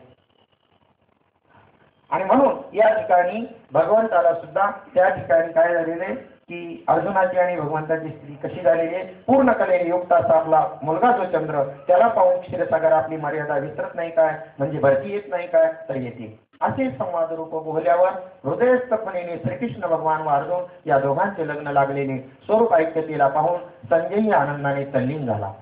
आता वास्तविक पाहता संजय कुठे, ही भूमिका अतिशय महत्वाची. संजयाचीच भूमिका अर्जुनापेक्षा आपण उचलली पाहिजे ऐकणाऱ्यांनी. कारण नुसता अर्जुन आणि कृष्ण तर होऊन गेला अशी होण्याची शक्यता आहे ना. ते आता होऊन गेलं, आता राहिलं नाही. पण त्यात संजय आहे, व्यासांच्या कृपेने त्याची ही स्थिती आहे. हे अजून तुम्हाला काय उपदेश करते, संत बीज पळते नाही जुग गए अनंत. म्हणजे त्याच्यानंतर ते आहे, तर त्याच्यानंतर आताही बी काहीतरी आहे ना. अर्जुन आहे, कृष्ण आहे, संजय आहे, व्यास आहे, सगळंच आहे. आणि नसेल तर मग हे कशा करता आहे, हे कशा करताय. नसेल आता राहिलं नाही, मग आता राहिलं नाही त्याच्यावरती खूप कडक उदाहरण द्यायची. म्हणजे तुझा बाप राहिला नाही तर त्याचं नाव लावतो. आता आहे का तुझा बाप, म्हणे नाही. आता मग मी बिन बापाचा नाही कळणार, आता कशी कळ लागली असं बोलणं असायचं. म्हणजे एक एक विषय कसा होता, कारण कळ लागल्याशिवाय कळूनच घेत नाही म्हणून. बरं का, जरा जे आतमधलं आहे ना, इथे त्या आतमधलं वक्त्याला काढायचं. श्रोत्याच्या आतमध्ये जे काही भरलं गेले ना, मग ते कोणत्याही निमित्ताने काढायचं. त्याचं मान अपमान त्याला वाटत असेल तर ती त्याची चूक आहे. चांगले कर्म करतो, चांगलं करतोय तो, काढतोय ते, त्याच्या आतमध्ये जो प्रतिबंध त्याच्या वृत्तीला निर्माण होणार, त्याने जे जोपासले, सांभाळले, चुकीचं बरोबर जे काय असेल ते पहिलं एमटी करावं लागतं. यावेळेस पहिली त्याला तसेच बनवते ना प्रत्येकाला. आणि सांगणारा वक्ता सुद्धा असं जे करत असतो तो कोणाचा आपल्याला काही कळलंय आणि तुम्हाला काहीच कळलं नाही हा भाव आहे का, नाही. तुम्हाला एमटी करायचंय, त्याला मोकळं करायचंय. मोकळं झालं का काम झालं. आणि मग इथे जर तुम्हाला आपल्याला अपमान वाटत असेल, मान अपमान वाटत असेल, मग इथे गोड गोड बोलूनच भुलले गेलेले आहेत ना परमार्थामध्ये. या बसा बसा, वाटळ झालं तरी या बसा बसाच चालले. आम्ही वैद्य नव्हे अर्थाचे भुकेलो, काय तुकाराम महाराजांच्या प्रमाणे. आम्ही वैद्य अर्थाचे भुकेलेलो नाही.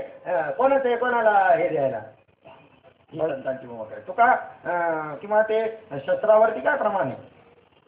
तुका म्हणे साधू बोले खडगधार, खोचते अंतर दुर्जन. खोचते अंतर दुर्जनाचे. ते दुर्जन एकाला लागतं, तो मलाच बोल काय त्याला जाऊन नाही उद्यापासून जाणार नाही. कोणाला बोलले तर चांगले ना, तुझं चांगलं व्हावं म्हणून बोलले का, हा तो उद्देश देण्यात येत नाही का, तुझे वैगुण्य काढण्याकरता बोलले. चला, हृदयस्थपणे श्रीकृष्ण भगवान व अर्जुन या दोघांचे लग्न लागलेले पाहून संजय आनंदाने तल्लीन झाला. त्यामुळे संजय म्हणतो की राजा धन्य आहे, देवाने आपला मनोभाव अर्जुनाजवळ व्यक्त केला. अशा रीतीने प्रेमाचा गहिवर आल्यामुळे संजय धृतराष्ट्र राजास म्हणाला की हे राजन, केवढे आपले दोघांचे नशीब थोर आहे हो. श्री व्यासांकडून आपण अशा समयाला कशी रक्षिले गेलो, म्हणजे व्यासांनी आत्मज्ञान प्राप्त करून दिले, त्यामुळे अनर्थ परंपरेमधून मुक्त झालो. संजय कोणाला म्हणतोय, या ठिकाणी धृतराष्ट्राला म्हणतो. ऐका, आज जगातील पदार्थ पाहण्याकरता लागणारे जसे चर्मचक्षुही नाहीत, अशा स्थितीमध्ये तुम्हाला अतिंद्रिय विषयीची ज्ञानदृष्टी ही भोगण्याच्या व्यवहारात योग्यतेला सहज आणली आहे. आणि माझ्याबद्दल विचार केला तर रथ चालवण्याकरता जे घोडे लागतात त्या घोड्यांची परीक्षा करण्याकरता म्हणून तुम्ही ज्या मला ठेवले त्यामधला आज कृष्ण व अर्जुन यांचा संवाद ऐकण्याचा लाभ झाला. आता पाहिले तर बाबा एक प्रश्न विचारायचे, किती विचारायचा प्रश्न होता, कृष्ण भगवंत जो आहे हा अर्जुनाचा गडी होता का मालक होता. सांगा बरं कोण होता. अर्जुनाच्या रथावर सारथ्य करत होते ना कृष्ण भगवंत, मग अर्जुनाचा गडी होता का मालक होता. गडी होता. तोच म्हणतोय म्या बोलवल्या वेदो बोले, म्या चालवल्या सुरू झाले, तुम्ही म्हणता गडी होता. हे समजून घ्यायचं, बोलायचं नाही, समजून घ्यायचं, समजतं आपल्याला. गडी बी होतो, गडी झाला तुळी नोन होता. जेव्हा जे पाहिजे ते नाही का. ऑल इन वन म्हणलं तरी चालेल. आता हे कळण्याकरता टू इन वन आपण म्हटलो. तसं पाहिलं तर चला पुढे.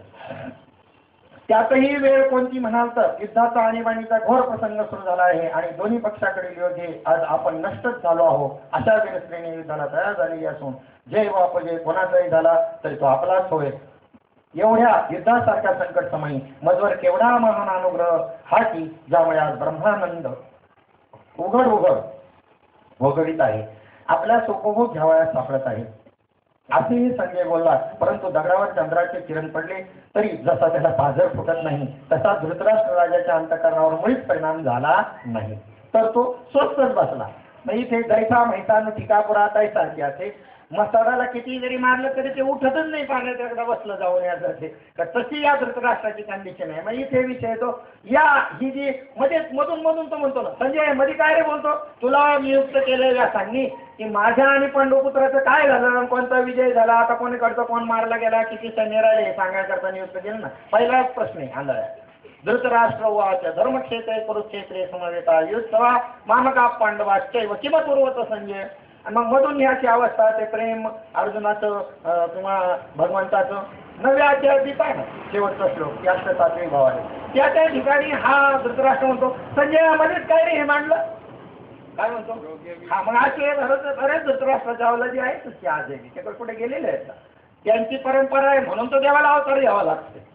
रावण नसेल तर राम कशाला अवतार घे. रावण आहे म्हणून रोग्या विषतुल्य लागे मिष्टान्न कारण तोंडाशी चवी नाही. यांच्या तोंडाला चव नाही. जाऊ द्या. तुकाराम महाराजांचा एक अभंग असा आहे की पहा आमचं केस करताना आलंय. आता वास्तविक पाहता होतं का कुठं त्यांचं, पण ते म्हणजे आमचं केस करताना नाही. आणि तुम्ही म्हणले का आमची पाचशंपी करावर का चांगलं एवढंच केस राहू देऊ नका.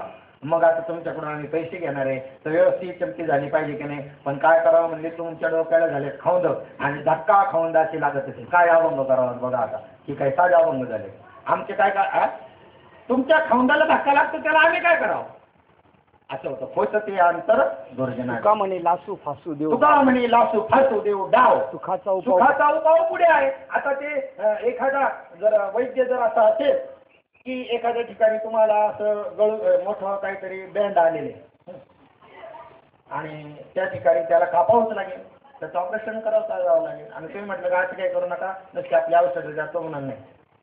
खानदानी जर असेल तर तो काय म्हणेल तुझं दुखलं तरी चालेल पण पुढे सुखाचा उपाय आहे ना पुढे.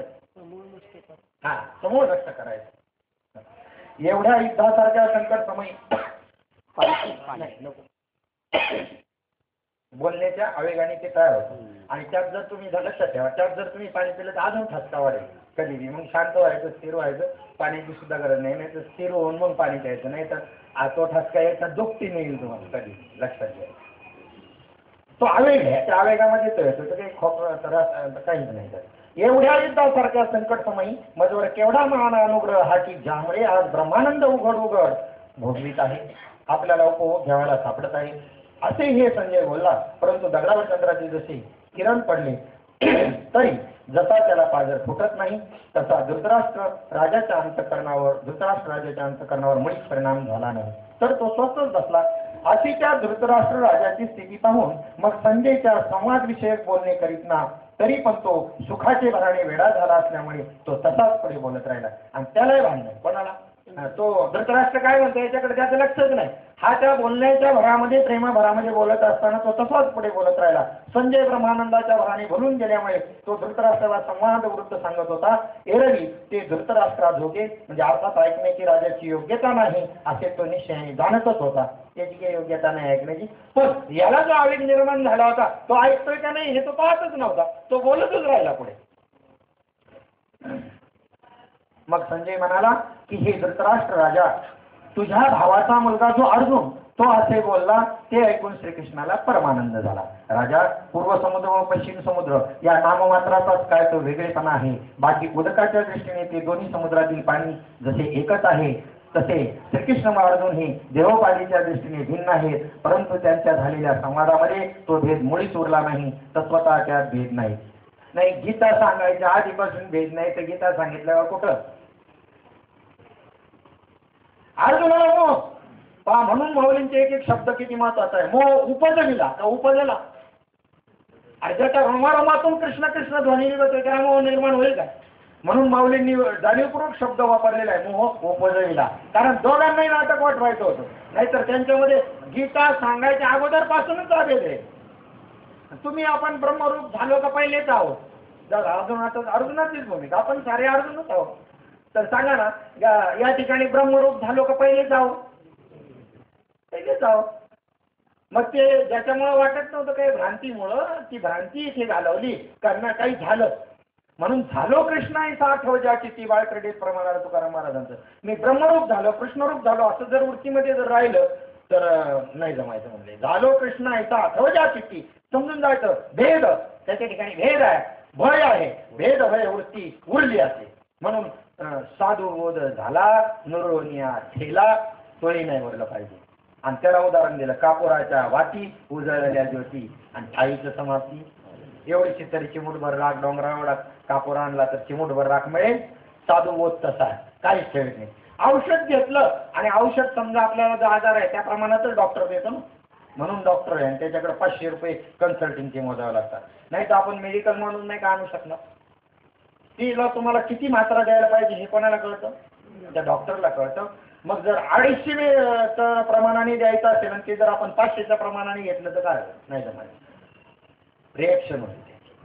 म्हणजे तसंच या ज्ञानाचं आहे बरं का. वृत्तीरूप ज्ञानाचं आहे ते ब्रह्मज्ञानच आहे, पण वृत्तीतून आलं ना. अगा गंगोदक जरी झाले तरी मध्य भांडा आले ना, मग त्याचं संसर्ग त्याला लागतं ना, ते थोडंसं आलं ना. गंगोदक आहे पण गंगोदक ते किती अफाट आहे आणि हे एवढंच आहे. पण मध्य भांड्यामध्ये आलं, कशामध्ये आलं? दारूचं भांडं, आणि त्याच्यात आलं तर त्याचा परिणाम त्याच्यावर होणार आहे ना. एकच पाणी असतं ना. आपण संडासमधून बाहेर आलो, बाहेर आल्यानंतर समजा जे पाणी त्या नळाला आहे तेच पाणी एकच टाकीवर, तरी इकडे येऊन हातपाय धुतो का बरं? मग तिथे काय नाही धुतले, दोन ते काय करत आहे? पण फरक आहे ना, वातावरणाचा परिणाम आहे ना तो. म्हणून या ठिकाणी श्रीकृष्ण आणि अर्जुन हा देवपादीच्या दृष्टीने भिन्न आहेत, परंतु त्याच्या झालेल्या संवादामध्ये तो भेद मुळीच उरला नाही. तत्वतः त्यात भेद नाही.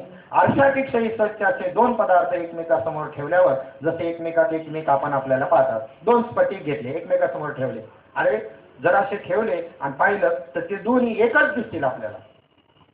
किंवा एकच स्फटिक आहे आणि तिथे एखादी केस आहे असा पडलेला, त्याच्यावर ठेवला तर ते दोन भेदलेले दिसतात आपल्याला. दोन दिसतात. दोन आहेत का? ते केसामुळे दोन दिसतात. तो केस बाजूला नेला तर स्फटिक एकच असलेला दिसतो. दोन तुकडे दिसतात आपल्याला केस जरी मध्ये असला आणि त्याच्यावर स्फटिक ठेवला तर. आता हे काय द्वैत आहे का? हा का भेद आहे का? आणि आला तरी आपण त्याच्यामध्ये असताना सुद्धा, स्वरूपस्थितीशी निगडित असताना सुद्धा आपण स्वरूपस्थितीचीच आहोत आणि अज्ञानात्मक कर्म करत असताना सुद्धा काय आहोत? आपण स्वरूपस्थितीमध्येच आहोत, फक्त मानत नाही आपलं अंतःकरण, एवढंच आहे. फक्त इथे समजच करून घ्यायची का दुसरं काय करायचं अजून. आरशापेक्षाही स्वच्छ असे दोन पदार्थ एकमेकासमोर ठेवल्यावर जसे एकमेकामध्ये एकमेक आपण आपल्याला पाहतात, तसा देवासह अर्जुन आपल्याला देवांच्या स्वरूपात पाहू लागला व अर्जुनासह देव आपल्याला अर्जुनाच्या स्वरूपामध्ये पाहू लागले होते. तो देवांचा देव हा भक्ताकरता विचार करून ज्या आपल्या स्वरूपात पाहत होता, तर एकीकडे अर्जुनही आपल्या स्वरूपात आपल्याला व देवाला अशा दोघांनाही पाहत होता. शिवाय द्वैतभाव जसा मुळीच उरला नाही. म्हणून श्रीकृष्ण भगवान अर्जुन हे दोघेही एकपणाने अद्वैतबोधाने नांदत आहेत पहा. आता दोघांमधील भेद जर स्वरूपता नाहीसा झाला तर दोघांची प्रश्नोत्तरी कशी घडतील? तर घडणारच नाही. किंवा तो भेदच जर वास्तवरूप सत्य राहत असेल तर संवादाचे सुख कसे मिळणार? कारण वस्तुतः भेद नसून जर आभास मात्र भेद असेल तरच कोणाचेही संवादात सौख्य लाभत असते. जसे आभास मात्र द्वैतपराचे चाललेले भाषण ऐकले असता बुद्धीतील द्वैत नाहीसे म्हणजे बाधित होते, असे ते श्रीकृष्ण भगवान व अर्जुन या दोघांचे भाषण मी ऐकले. दोन आरसे स्वच्छ करून समोरासमोर ठेवले असता कोण कोणाला पाहतो म्हणून कल्पना करावी, अथवा एका दिव्यासमोर दुसरा दिवा ठेवला असता कोणता प्रकाशक व कोणता प्रकाश्य आहे हे कोणी जाणावे, किंवा एका सूर्यासमोर दुसरा सूर्य उगवला असता अमुक एक प्रकाशक व अमुक एक प्रकाश्य आहे असे कोण म्हणेल? या उपनिर्दिष्ट गोष्टींचा ठाम निश्चय करू दिल्यास तो निश्चय कुंठित होतो. तसा श्रीकृष्ण व अर्जुन हे संवादाच्या भरामध्ये इतक्या ऐक्याला पावले की त्यांचा विचार करू लागले असता तो जागचे जागी बंद राहतो. म्हणजे विचारच कुंठित होतो. दोन नद्यांचे प्रवाह मिळत असताना त्या दोहोंना मिळण्याचे थांबून बाजूच करण्याकरता जर मीठ मध्ये उभे राहिले तर त्या मधल्या मिठाचे एका क्षणात जसे पाणीच होईल, तसे इथं जर द्वैतात्मक कोणती गोष्ट या दोघांच्या मध्ये जर आली तर ती द्वैत राहणारच नाही, ती सुद्धा याच्यामध्ये विरघळून जाईल आणि अद्वैत होईल. दोन नद्यांच्या संगमामध्ये मीठ जर आडवं आलं एकत्र होऊन देण्याकरता तर ती मीठपणाने राहत असेल तर ते मीठच नाही. तसेच श्रीकृष्ण महाराज यांची जे संवादात्मक भाषण झाले ते ऐकून ध्यानात धरताना माझीही तशाच प्रकारची स्थिती झाली आहे. संजयाची सुद्धा तशीच स्थिती झाली. असे इतके संजय कायचे म्हणतो तोच अष्टसात्विक भवानी त्याचा संजयपणाचा आठवण राहून कुठे नेला ते कळेना. अंगावर जो जो रोमांच उभे राहत होते तो शरीर संकुचित होत होते, सुरकुत्या पडल्या, स्तब्धपणा आला, घाम सुटला. त्या जिंकून त्याहीपेक्षा एकटा कंप विशेष वाढत होता. अद्वयानंदाच्या स्पर्शाने भराणी दृष्टी ब्रह्मानंदमय जलमय झाली. ती अश्रू नव्हे तर डोळ्यांना जणू काय प्रेमाचे पाजर सुटले आहेत. त्यांच्या पोटामध्ये काय मावेनाशी झाली होती कोणाला ठाऊक, कंठामध्ये काय अडकत होते, कंठ काय दाटून आला हे माहीत नाही. पण गुंत्यामुळे श्वासोश्वासामुळे तोंडातून वाणीने शब्द बाहेर पडण्याचे बंद पडले. कंठावरोदस्य रोमांचा स्वी परस्परम लपमाना. नारद भक्ती सूत्रामधला 68वा सूत्र आहे. त्याचा विषय वाणी कुंठित होते त्या ठिकाणी. पांडुरंग कांती दिव्य तेज झळकते त्याच्यामध्ये सांगितलेलं आहे.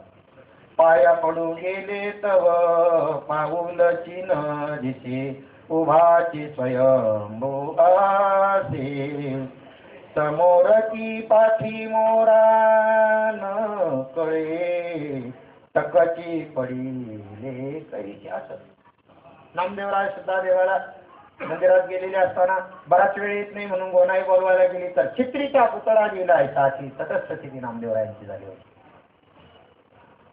तसंच इथे या ठिकाणी झालेलं आहे. फार काय सांगावे. अष्टसात्विक भावाच्या योगाने संजयाची अतिशय गोबडी वळली आणि श्रीकृष्ण महाराज यांच्या संवाद सुखाचा संजय हा जणू तवाटा झाला आहे. त्या सुखाची अशी दात आहे त्याच्या योगाने आपोआप शांती धरते, म्हणजे त्याची भरती आपणहून ओसरते. म्हणून संजय पुढे सहजच पुन्हा देवानावर आला.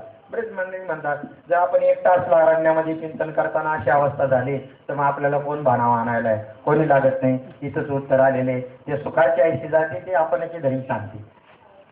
काय करावं लागत नाही.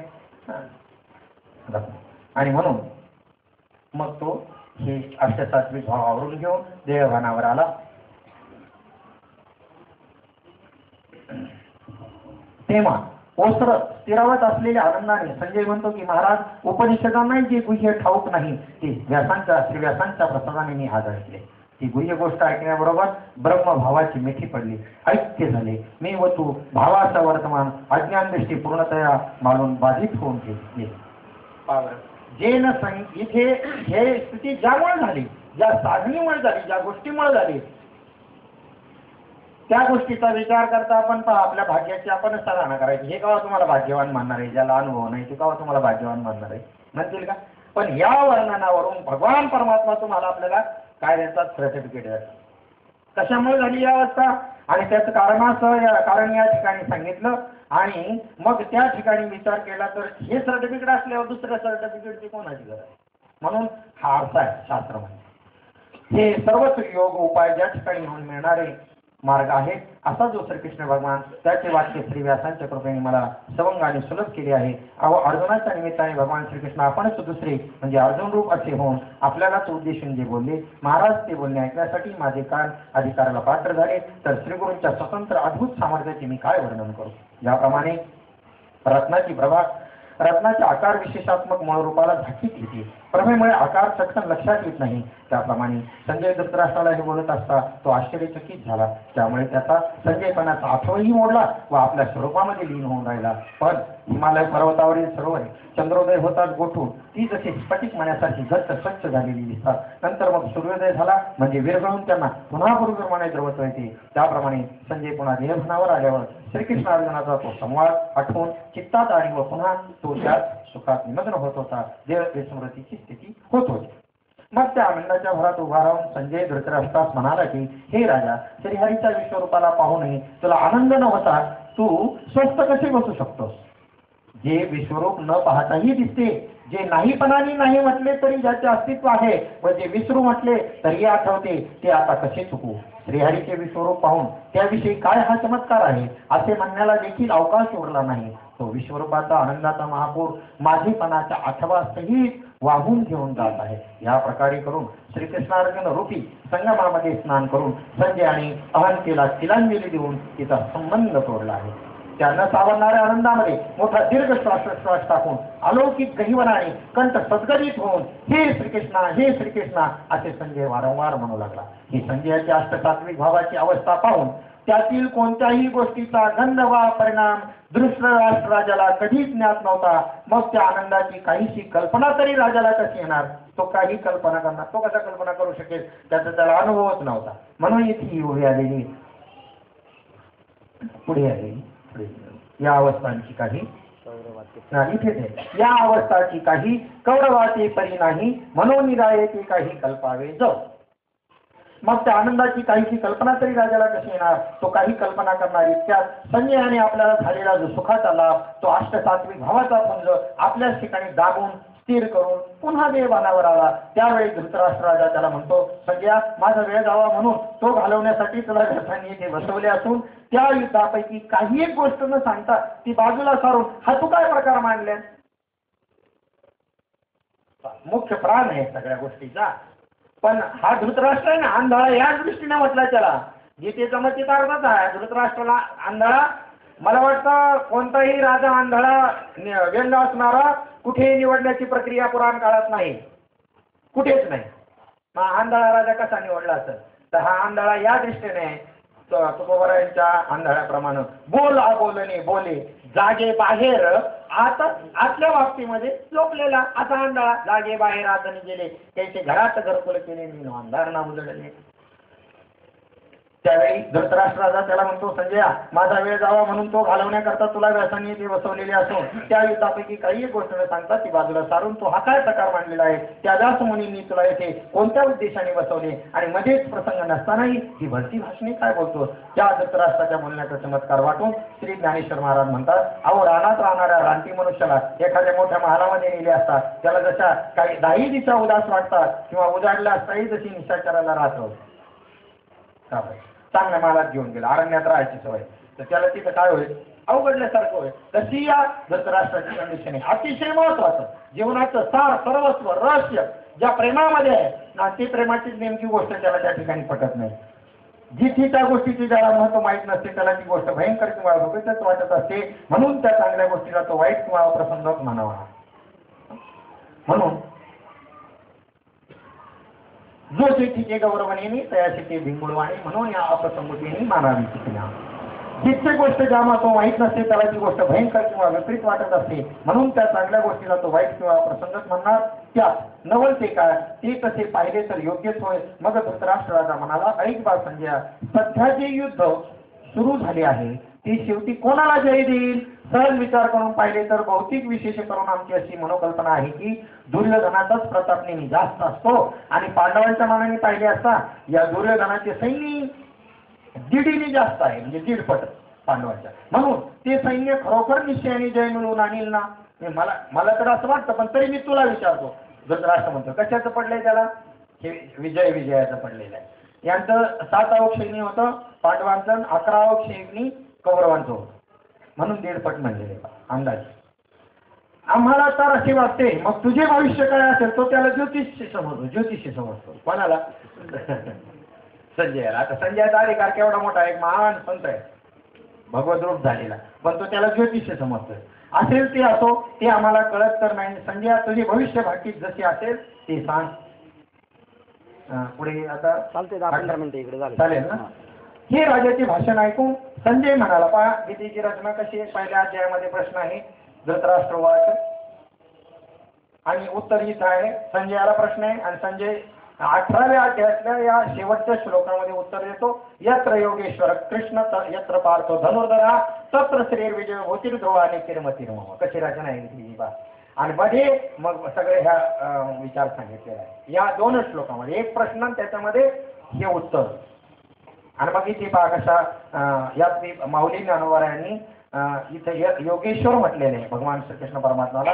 आणि धनुर्धर जो आहे ज्या ठिकाणी आहेत हे दोघे त्या ठिकाणीच विजय होईल असं संजय उत्तर देतो धृतराष्ट्राला. मग इथे माऊलींनी ज्या ओव्या घातलेल्या आहेत त्या अतिशय विचारायला येतात. हे राजाचे भाषण ऐकून संजय म्हणाला की महाराज, त्याचे परस्परांचे काय होईल, त्या दोघांपैकी कोणाला जय येईल हे मी जाणत नाही, परंतु जिथे आयुष्य आहे तिथे जगणे आहे हे खास आहे. चंद्र तिथे चांदणे असावायचे, शंकर तिथे पार्वती असावायची, संत तिथे सारासार विचार असावायचा. या गोष्टी जशा निश्चित असायच्या, किंवा राजा तिथे सैन्य, सौजन्य तिथे मैत्री आणि संबंध, अग्नी तिथे दाहकत्व सामर्थ्य हे असावयाचे, दया तिथे धर्म, धर्म तिथे सुखप्राप्ती व सुख तिथे पुरुषोत्तम या गोष्टी जशा असावयाच्या. वसंत तिथे झाडांना नवीन पाणी वगैरे, वनश्री तिथे फुले आणि फुले तिथे भ्रमरांचे समुदाय असावायचे. गुरु तेथे ज्ञान, जिथे ज्ञान तिथे आत्मदर्शन आणि जिथे आत्मसाक्षात्कारात्मक दर्शन तिथे समाधान हे असावयाचे. भाग्य तेथे विलास, सौख्य सुख तिथे उल्हास, प्रसन्नता असावयाची हे असो. जिथे सूर्य तिथे प्रकाश असावयाचा. त्याप्रमाणे सर्व पुरुषार्थ धर्मार्थ काम आणि मोक्ष ज्या स्वामींच्या योगाने स्नात झाले आहे तो भगवान श्रीकृष्णराव जिथे आहे तिथे लक्ष्मी असावयाची. आणि ज्याच्याजवळ आपल्या पतीसाठी जगन्माता लक्ष्मी आहे, ज्याच्याजवळ जगदंबेच्या दासी आणि माझी काष्टसिद्धी याही असणार नाहीत काय. आपल्या अंगाने विजय स्वरूप जो श्रीकृष्ण, तो ज्या पक्षाकडे स्वतः उभा राहिलेला आहे त्या पक्षाला जय शीघ्रतेने मिळवायचा. तसाच अर्जुन स्वतःही विजय नावाने प्रख्यात आहे. याचं नाव जय, त्याचं नाव विजय, काय फरक आहे विचार केला तर. आणि विजय स्वरूप श्रीकृष्णनाथ भगवान हा देखील तिकडे आहे, तिकडेच लक्ष्मी असणार. हो, जिथे लक्ष्मीचा देव आहे तिकडे खास देव ठेवलेलाच आहे असे पक्के समज. ज्या भक्ताला अर्जुनाला श्रीकृष्ण भगवान व लक्ष्मी ही बाप व आई असतात, त्याच्या देशातील झाडांनी कल्पतरूला पैजीने का जिंकू नये, त्या देशातील सर्व दगड चिंतामणी का होऊ नये व तिथील जमिनीला सुवर्णत्व का येऊ नये, त्याच्या गावच्या नद्या अमृताने भरून का वाहू नये, तर वाहतीलच राजा. याचा तो विचार कर की त्यात नवल ते काय. त्याच्या भक्तांच्या तोंडून निघणारे जे स्वैर आणि भलती शब्द त्यांना खुशाल वेद वाक्य म्हणता येईल. मग देहासर असताना ते भक्त सच्चिदानंद स्वरूप का न व्हावे, अवश्य व्हावे, नवे आहेतच. तयांचे पिसाट शब्द भक्तांबद्दल सांगितले. सुखो म्हणे ते वेद, सगळे सच्चिदानंद का न होते ते. आणि आपलं साध्य काय जीवाचं, आयुष्याच्या साधने आणि सच्चिदानंद पदवी म्हणजे सच्चिदानंद स्वरूप झालेले आहे. त्यांच्या सानिध्यामध्ये काय होईल आपल्याला सहजच मिळणार. म्हणून स्वर्ग व मोक्ष ही दोन्ही पदी ज्याच्या अंकित स्वाधीन आहे असा श्रीकृष्ण भगवान व कमला लक्ष्मी ही ज्याला बाप वाई प्राप्त आहे. म्हणून ज्या पक्षाकडे लक्ष्मीपती श्रीकृष्ण भगवान उभे आहेत तेथे सर्व सिद्धी मूर्तिमंत असावयाच्या. याशिवाय मी दुसरे काही जाणत नाही. आता सर्व जीवांना अर्जुनाचा उपयोग अधिक आहे असे संजय सांगतो. आणि समुद्रापासून उत्पन्न होणारा जो मेघ तो विशेष उपयोगाच्या दृष्टीने समुद्राहूनही अधिक चांगला आहे. तसे उपयुक्ततेच्या दृष्टीने श्रीकृष्णापेक्षा पार्थाचा आज विशेष संबंध आणि उपयोग आहे. लोखंडाला सुवर्णत्वाची दीक्षा स्वरूप देणारा परीस हा गुरु आहे खरा, परंतु जगाला पोचणारा व्यवहार तेच म्हणजे सोनेच जाणते. म्हणजे व्यवहारामध्ये सोन्याचाच विशेष उपयोग होतो, त्याचीच योग्यता उपयुक्तता विशेष मानली जाते. या उदाहरणाने गुरुत्वाला उणेपणा येतो असे कदाचित कोणी म्हणेल, तसं कोणी म्हणू नये. कारण अग्नी आपलाच प्रकाश दिव्याच्या रूपाने प्रकाशित करतो, म्हणून दीपाची प्रशंसा केली असता ती जशी अग्नीचीच होते. इथे मुख्य गोष्ट जी आहे, सद्गुरु तरी कशाला करायचे, गुरु तरी कशाला करायचे. तुम्हाला एका उदाहरण मी सांगतो. तुम्हाला दुकान आहे, एखादं मोठं दुकान, खूप काय ते डेकोरेशन, त्याचं दुकानदार बी का खूप मवाळ बोलणारा काय माणूस की त्याच्याकडं. पण तुम्हाला जी वस्तू पाहिजे ती त्या दुकानात नाही. काय पेटवायचं दुकान महत्वाचं आहे, ती वस्तू असायला पाहिजे ना. मग वस्तूला महत्व आहे का नाही. मग वस्तू नसेल तर गुरुत्वाला काय महत्व आहे. वस्तू म्हणजे हे रवी सर्वांच्या हृदय दिशी मी अमुका आहे ऐशी जे बुद्धिस्पुरे आरणीची ते वस्तुगामी. वस्तू हा परब्रह्माला शब्द वाचक वापरलेला. ते नसेल तर काय उपयोग आहे त्याचा. म्हणून या ठिकाणी इथे केव्हा मुख्य मी त्या गोष्टीला महत्व दिलं म्हणजे गुरुत्वाला कमीपणा आला असं काही समजण्याचं कारण नाही. भगवंत म्हणतात तशी देवांच्याच प्रसाद सामर्थ्याने पार्थ समर्थ झाला आहे, तरी पण अर्जुन देवाहूनही विशेष सामर्थ्यवान आहे अशी पार्थाचीच वर केलेली स्तुती देवाला पुष्कळ प्रकारे करून आवडते. असे या स्तुतीचे विशेष गौरव आहे. आणि पुत्राकडून मी सर्व गुणात जिंकला जावा अशी बापाला जी इच्छा असते ती श्रीकृष्णाची इच्छा परिपूर्ण सफल झाली आहे. हिंद केसरी कुस्ती आहे आणि बापाची आणि पोराची, आणि पोराने बापाला हरवलं. कोणाला हरवलं. तर बापाला आनंद होईल का दुःख होईल? साधी गोष्ट आहे. मग गुरु शिष्याचं नातं त्याच्याही पेक्षा तरी द्यायला. म्हणून इथे उणेपणा मानण्याचं म्हणे कारण नाही. राजा फार काय सांगावे, अशा प्रकारच्या कृष्ण कृपेने युक्त जो पार्थ तो जाणून बुजून निश्चयाने ज्या बाजूला आहे, हे राजा तोच विजयाचे ठिकाण आहे. याविषयी तुला काय संशय आहे? तिथे त्या पक्षाकडे जर विजय नाही येईल तर विजयाचे विजयपणच व्यर्थ होईल. याकरता जिथे लक्ष्मी तिथे तिचा पती भगवान श्रीकृष्ण व जिथे पंडुपुत्र अर्जुन हे तीन आहे तिथे विजय आहे व सर्व गोष्टीची भरभराट ही तिथेच आहे. जर श्री व्यासांच्या बोलण्यावर तुमचा खरा भरोसा असेल तर मी जे आता बोललो ते माझे भविष्य अटळ आहे असे समजा. जिथे तो लक्ष्मी सहित श्रीकृष्ण आहे व जिथे भक्त कदंब अर्जुन हे आहेत तिथे सहज सुखाचा आणि कल्याणाचा लाभ आहे. या माझ्या बोलण्यात जर अन्यथा होईल तर मी व्यासांचा शिष्य म्हणून म्हणवणार नाही, प्रतिज्ञापूर्वक संजय सांगू लागला. असे हात उभारून मोठ्याने गर्जना करून संजय बोलला. याप्रमाणे सर्व भारताचा सारांश संजयाने गीतेच्या 18व्या अध्यायामध्ये एका शेवटच्या श्लोकामध्ये आणून कुरुनायक जो धृतराष्ट्र राजा त्याच्या हातामध्ये दिला. अग्नी कितीतरी मोठा आहे हे कळत नाही, परंतु तो वाटीच्या टोकावर ठेवून त्याच्या उजेडाने सूर्य मावळल्यावर त्याची अनुपस्थिती भरून काढण्याकरता अंधाराच्या निवारणार्थ तो आणावा. त्याप्रमाणे वेद अनंत असून त्याचे सार म्हणून व्यासाने 1.25 भारत केले व त्या भारताचा सारांश गीतेच्या 700 श्लोकामध्ये आणला. त्याही 700 श्लोकातील हा शेवटचा श्लोक सर्व गीतेचा सारभूत असून तो व्यास शिष्य जो संजय त्याचा पूर्ण उद्गार आहे. या एकाच श्लोकावर जो विश्वास ठेवून त्याचे चिंतन करीत राहील त्याने अज्ञानाचे मूळच जिंकून टाकले असे होईल. असे गीतेचे 700 श्लोक जणू गीतेची पदे असून गीतेला आपल्या अंगाखांद्यावर वाजवीत आहेत, किंवा ही पदे नसून हे श्लोक म्हणजे ही गीता काशीची अमृतवृष्टीच आहे असे म्हणावे की काय? किंवा हे श्लोक नव्हे तर आत्मराजाची सभाजी गीता त्या गीतारूप सभेचे 700 श्लोक रूपी जणू खांबत आहे. असे हे श्लोक माझ्या प्रत्ययाला येतात, किंवा गीता ही सप्तशतीच्या मंत्रांनी 700 श्लोक रूपी मंत्रांनी प्रतिपादन करण्यास उचित अशी साक्षात भगवती देवीच आहे. या देवीने मोहरूपी महिषासुराला मारून त्याच्या नाशाने ही आनंदाप्रत पावली आहे. म्हणून या गीतारूप देवीचा जो काया वाचा मने करून सेवक होईल त्याच ही गीता स्वानंद रूपी साम्राज्यपटाचा सार्वभौम राजा करेल. मनोनी म्हणे काय वाचा जो सेवक होईल येता तो स्वानंद साम्राज्याचा चक्रवर्ती करेल. किंवा अविद्यारूपी जो अंधकार त्याच्यावर चाल करून त्याचा नाश करून सूर्यालाही प्रतिज्ञेने जिंकणारे असे हे 700 श्लोक म्हणजे जणू 700 सूर्य श्रीकृष्णांनी गीतेच्या रूपाने प्रकाशित केले आहे. किंवा संसार मार्गाने चालताना श्रमलेल्यांना त्यांचा श्रम परिहार होऊन विसावा घेण्याकरता 700 श्लोकांच्या अक्षररूपी द्राक्षांच्या वेलीत असून त्या वेलीला गीता ही मांडव झाली आहे व त्यावर त्या वेली पसरलेल्या आहेत. थांबूया कारण हा श्लोक पूर्णपणे पुढे सगळ्या एका श्लोकाचा आहे. 10-15 मिनिटं चालेल. असून त्या वेलीला गीता ही मांडव झाली आहे व त्यावर त्यावेळी पसरलेले आहेत. भाग्यवान संतरूपी भ्रमरांनी मकरंद सेवन करून ज्या 700 श्लोकांना कमळ रूपता आणली आहे अशा श्लोक कमळांनी युक्त अशा श्रीकृष्ण संज्ञक किंवा श्रीकृष्ण रूप श्रीकृष्णाच्या मुखरूपी सरोवरामध्ये गीता ही भराला आलेली आहे. किंवा हे श्लोक नव्हे म्हणजे मला तर यासंबंधी निराळीच कल्पना येते. हे श्लोक गीतेचा महिमा वर्णन करणारे जणू काय 700 स्तुतिपाठक आहेत. किंवा गीतारूप शहराला भोवतालून 700 श्लोकांचा सुंदर कोटच आहे. म्हणून सर्व शास्त्रे गीतारूपी शहरामध्ये वास्तव्य करून राहण्यासाठी आलेली आहेत. किंवा गीता ही आपला पती जो आत्मा बरं का, गीतेचा पती कोण? आत्मा. आणि हाच देव माहिती नाही. म्हणून अभंगातून सांगितलं पुन्हा गीतेतून सांगता सांगता ज्ञानेश्वरीतून सांगता सांगता देव देव म्हणून व्यर्थ काय हिंडसी निज देव नेनसी मुळे कोण देवा नाही रूप देवा नाही नाव देवा नाही गाव कोठे काही ज्ञानदेव म्हणे भजा आत्मदेवा आणि अखंडित सेवा आणि तो पांडुरंग हे सांगतात.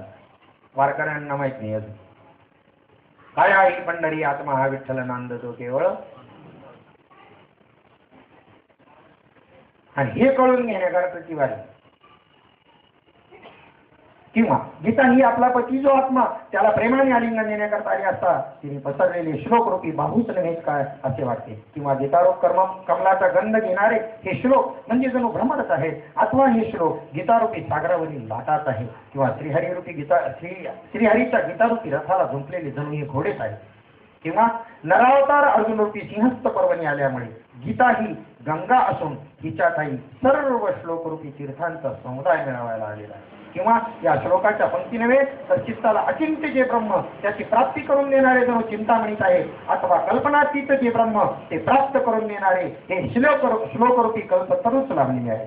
जसे असे हे 700 श्लोक आहेत व ते एकापेक्षा एक वरचढ असे अर्थपूर्ण आहे. तर यात लहान मोठे अशा वेगळेपणाने निवड करून कोणत्या श्लोकाचे निराळे वर्णन करावे. काही वेळेला काही गौण आणि मग अशीच म्हटलं काही विशेष सांगावं लागतं, काही गौण करावं लागतं. एक जाता जाता सांगून जातो, दृष्टी ही ती वाचण्याची समजून घे. मोटके गुरुमुखे उदय जात दिसे हृदय स्वयंबचे असे ह्या ओळीमध्ये या ओळीमध्ये एक उपादान कारण आणि निमित्त कारण हा भाग जाता जाता सांगतो. मुख्य आणि गौण. माती हे घटाचं उपादान कारण आहे. मातीशिवाय घट बनूच शकत नाही. म्हणजे घट बनवण्याच्या अगोदरही माती आहे, तिन्ही काळी माती आहे. घट बनवल्यानंतरही घटामध्ये माती आहे. घट नष्ट झाला तरी जे तिन्ही काळात नष्ट होत नाही त्याला उपादान कारण म्हणतात. आणि कुंभार हे घटाचं निमित्त कारण आहे. तसं गीतेमध्ये ज्ञानेश्वरीच्या ओळांमध्ये सुद्धा उपादान आणि निमित्त जर समजलं नाही तर ज्ञानेश्वरी समजायला कठीण जाईल. आपल्याला कठीण नाही पण कठीण जाईल आपल्या कल्पनेत. मोटके गुरुमुखी उदय जाते दिसे हृदय स्वयंबचे असे याच्यामध्ये उपादान कोणतं आहे निमित्त कोणतं आहे सांगा मला. उपादान आणि निमित्त आहे या ओळीमध्ये. इथे जसं म्हणले का बाबा गुरुत्वाला गौणत्व आला असं समजू नका, तसं इथं गुरुत्वाला गौणत्व आला असं समजू नका.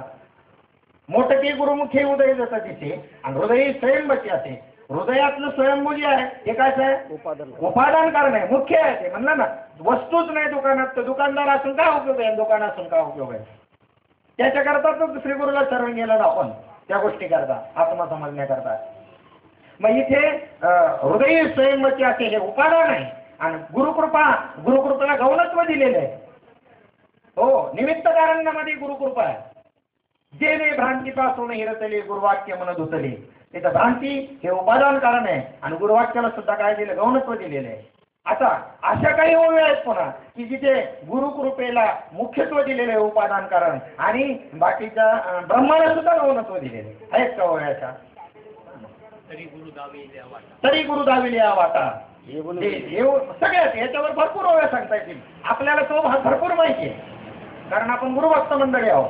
पण इथे हा भाग आपल्याला इथे मुख्य ज्ञानामध्ये घ्यायचा आहे. वास्तविक ते आणि ती वेगळे नाही, देवच नाही.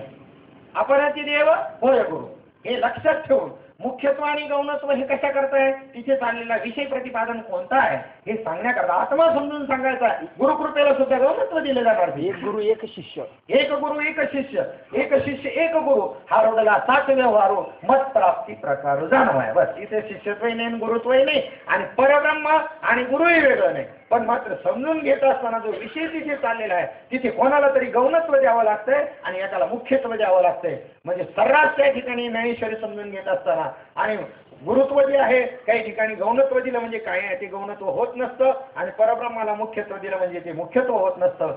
चाललेल्या विषयाशी संदर्भ धरून तसं सांगावं लागत आहे.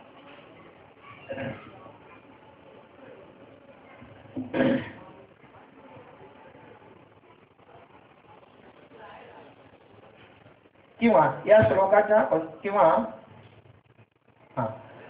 श्लोकाच्या पंक्ती नव्हे तर चित्ताला अचिंत्य जे ब्रह्म त्याची प्राप्ती करून देणारे जणू चिंतामणीच आहेत अथवा कल्पनातीत जे ब्रह्म ते प्राप्त करून देणारे हे श्लोकरूपी कल्पतरूच लावलेले आहेत. चला कल्पतरूंचे आरव चेतना चिंतामणीचे गाव. काय पाचायदानामध्ये काय उपमा दिलेला आहे. कल्पतरूंचे आरव चालते कल्पतरू. हे कल्पतरू तरी चालत नाही, कल्पतरू जवळ जावं लागतं. पण हे चालते बोलते कल्पतरू संतांची उपमा आहे, संतांना दिलेली उपमा आहे. चला कल्पतरूंचे आरव आणि चेतन चिंतामणी हे तरी जड चिंतामणी आहे पण ही चेतन चिंतामणी चेतना चिंतामणीचे गाव. आणि बोलती जे अर्णव पियुषांचे अर्णव शब्द वापरलेला अर्णव पियुषांचे अर्णव म्हणजे समुद्र. पण कशाचे समुद्र पियुषांचे. हा समुद्राची उपमा दिली तर तो खारट आहे, यांच्याकडे खारटपणा नाही म्हणून पियुषाचे अर्णव म्हटलेले. कशाचे अमृताचे. कोणतीच उपमा संतांना देता येत नाही. पांगोळचं शब्द प्रमाण आलं, शब्द प्रमाण टिकतच नाही तिथे. कोणती उपमा देऊ शकत नाही. मेघ उदार परी ओसरे म्हणून उपमेशी न पुरे. लय उदार आहे मेघ पण ओसरतोय ना तसे हे न ओसरणारे कोणती उपमा द्या तुम्ही कोणती. शुचित्वे शुचित्वगामी होय आणि पापताप ही जाय परिचेत आहे बुडणे एक. गंगेमध्ये पापताप जातो बरोबर आहे, पण तिथं बुडण्याची भीती आहे ना. इथं न मरता ती राहे लोकडा मोक्ष. पैसे सुचित्व नव्हे पैसे सुचित्व नव्हे सज्जनांचे. हे श्लोकरूपी कल्पतरूच लावलेले आहेत. असेही 700 श्लोक आहेत व एकापेक्षा एक वर्तड असे अर्थपूर्ण आहेत. तर यात लहान मोठे अशा वेगळेपणाने निवड करून कोणत्या श्लोकाचे निराळे वर्णन करावे. कामधेनूच्या दृष्टीने पाहिले तर ही नवीन, ही लहान आहे आणि व्यालेली दुःखी आहे, ही पारखी आहे आणि ही वयस्कर आहे किंवा ही आटलेली आहे. या गोष्टी जशा करताच येत नाही. कामधेनू बारीक आहे, कालवाड आहे म्हणजे, आणि ही दुःखी आहे, ही वयस्कर आहे आणि नाही. कामधेनूच परिपूर्णपणे कामधेनूच ती. तसं दिव्यामध्ये अगोदरचा व मागचा असा तसा भेद नाही. आता काय भेद सांगायचा ठेवला. एका दिव्याने 1000 दिवे लावले आणि ठेवले. लावताना पाहिले समजा जरी तुम्ही पाहायला असले तरी आता याच्यामधून पहिला दिवा कोणता सांगता येईल का. नाही. दिव्यामध्ये अगोदरचा व मागचा असा भेद कसला व सूर्याकडे पाहिले म्हणजे धाकटा किंवा वडील कोणता हे समजत नाही. आणि अमृत समुद्राला खोल किंवा उथळ असा भेद कसला, कारण सर्वांची फळे एकच आहे.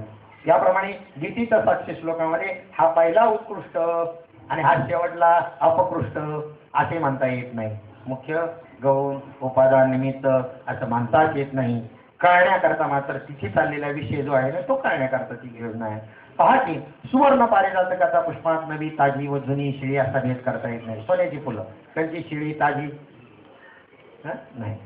आणि श्लोकामध्ये तात्पर्य दृष्टीने कमी जास्तपणा असा नाही. याविषयी खरोखर काय समर्थन करावंच पाहिजे. या गीताशास्त्रामध्ये सांगणारा श्रीकृष्ण व सांगितलेले गीताशास्त्र या दोघात भेद करण्यासही मुळीच अवकाश नाही.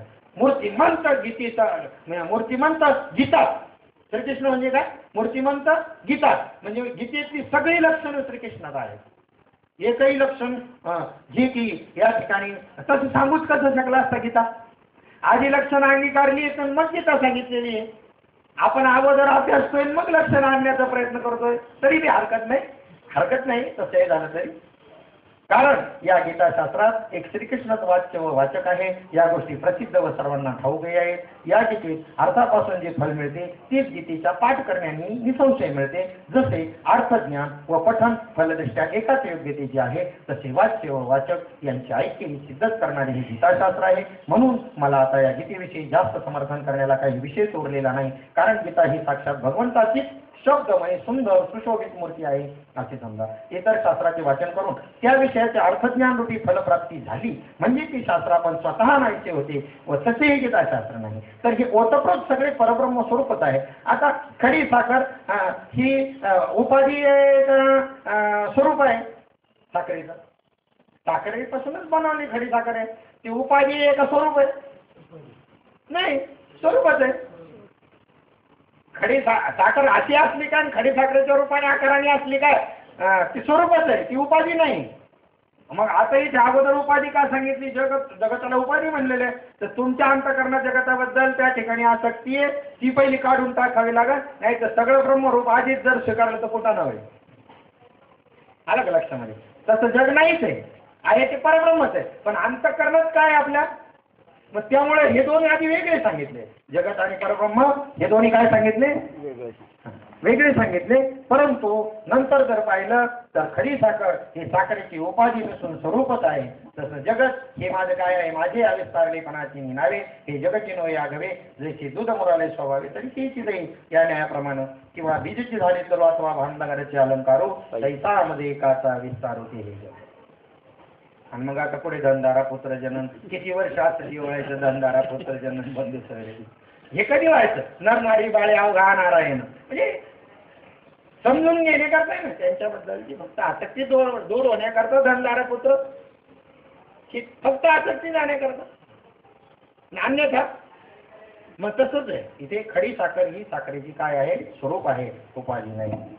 या ठिकाणी आपण थांबूया का कुठपर्यंत झालं.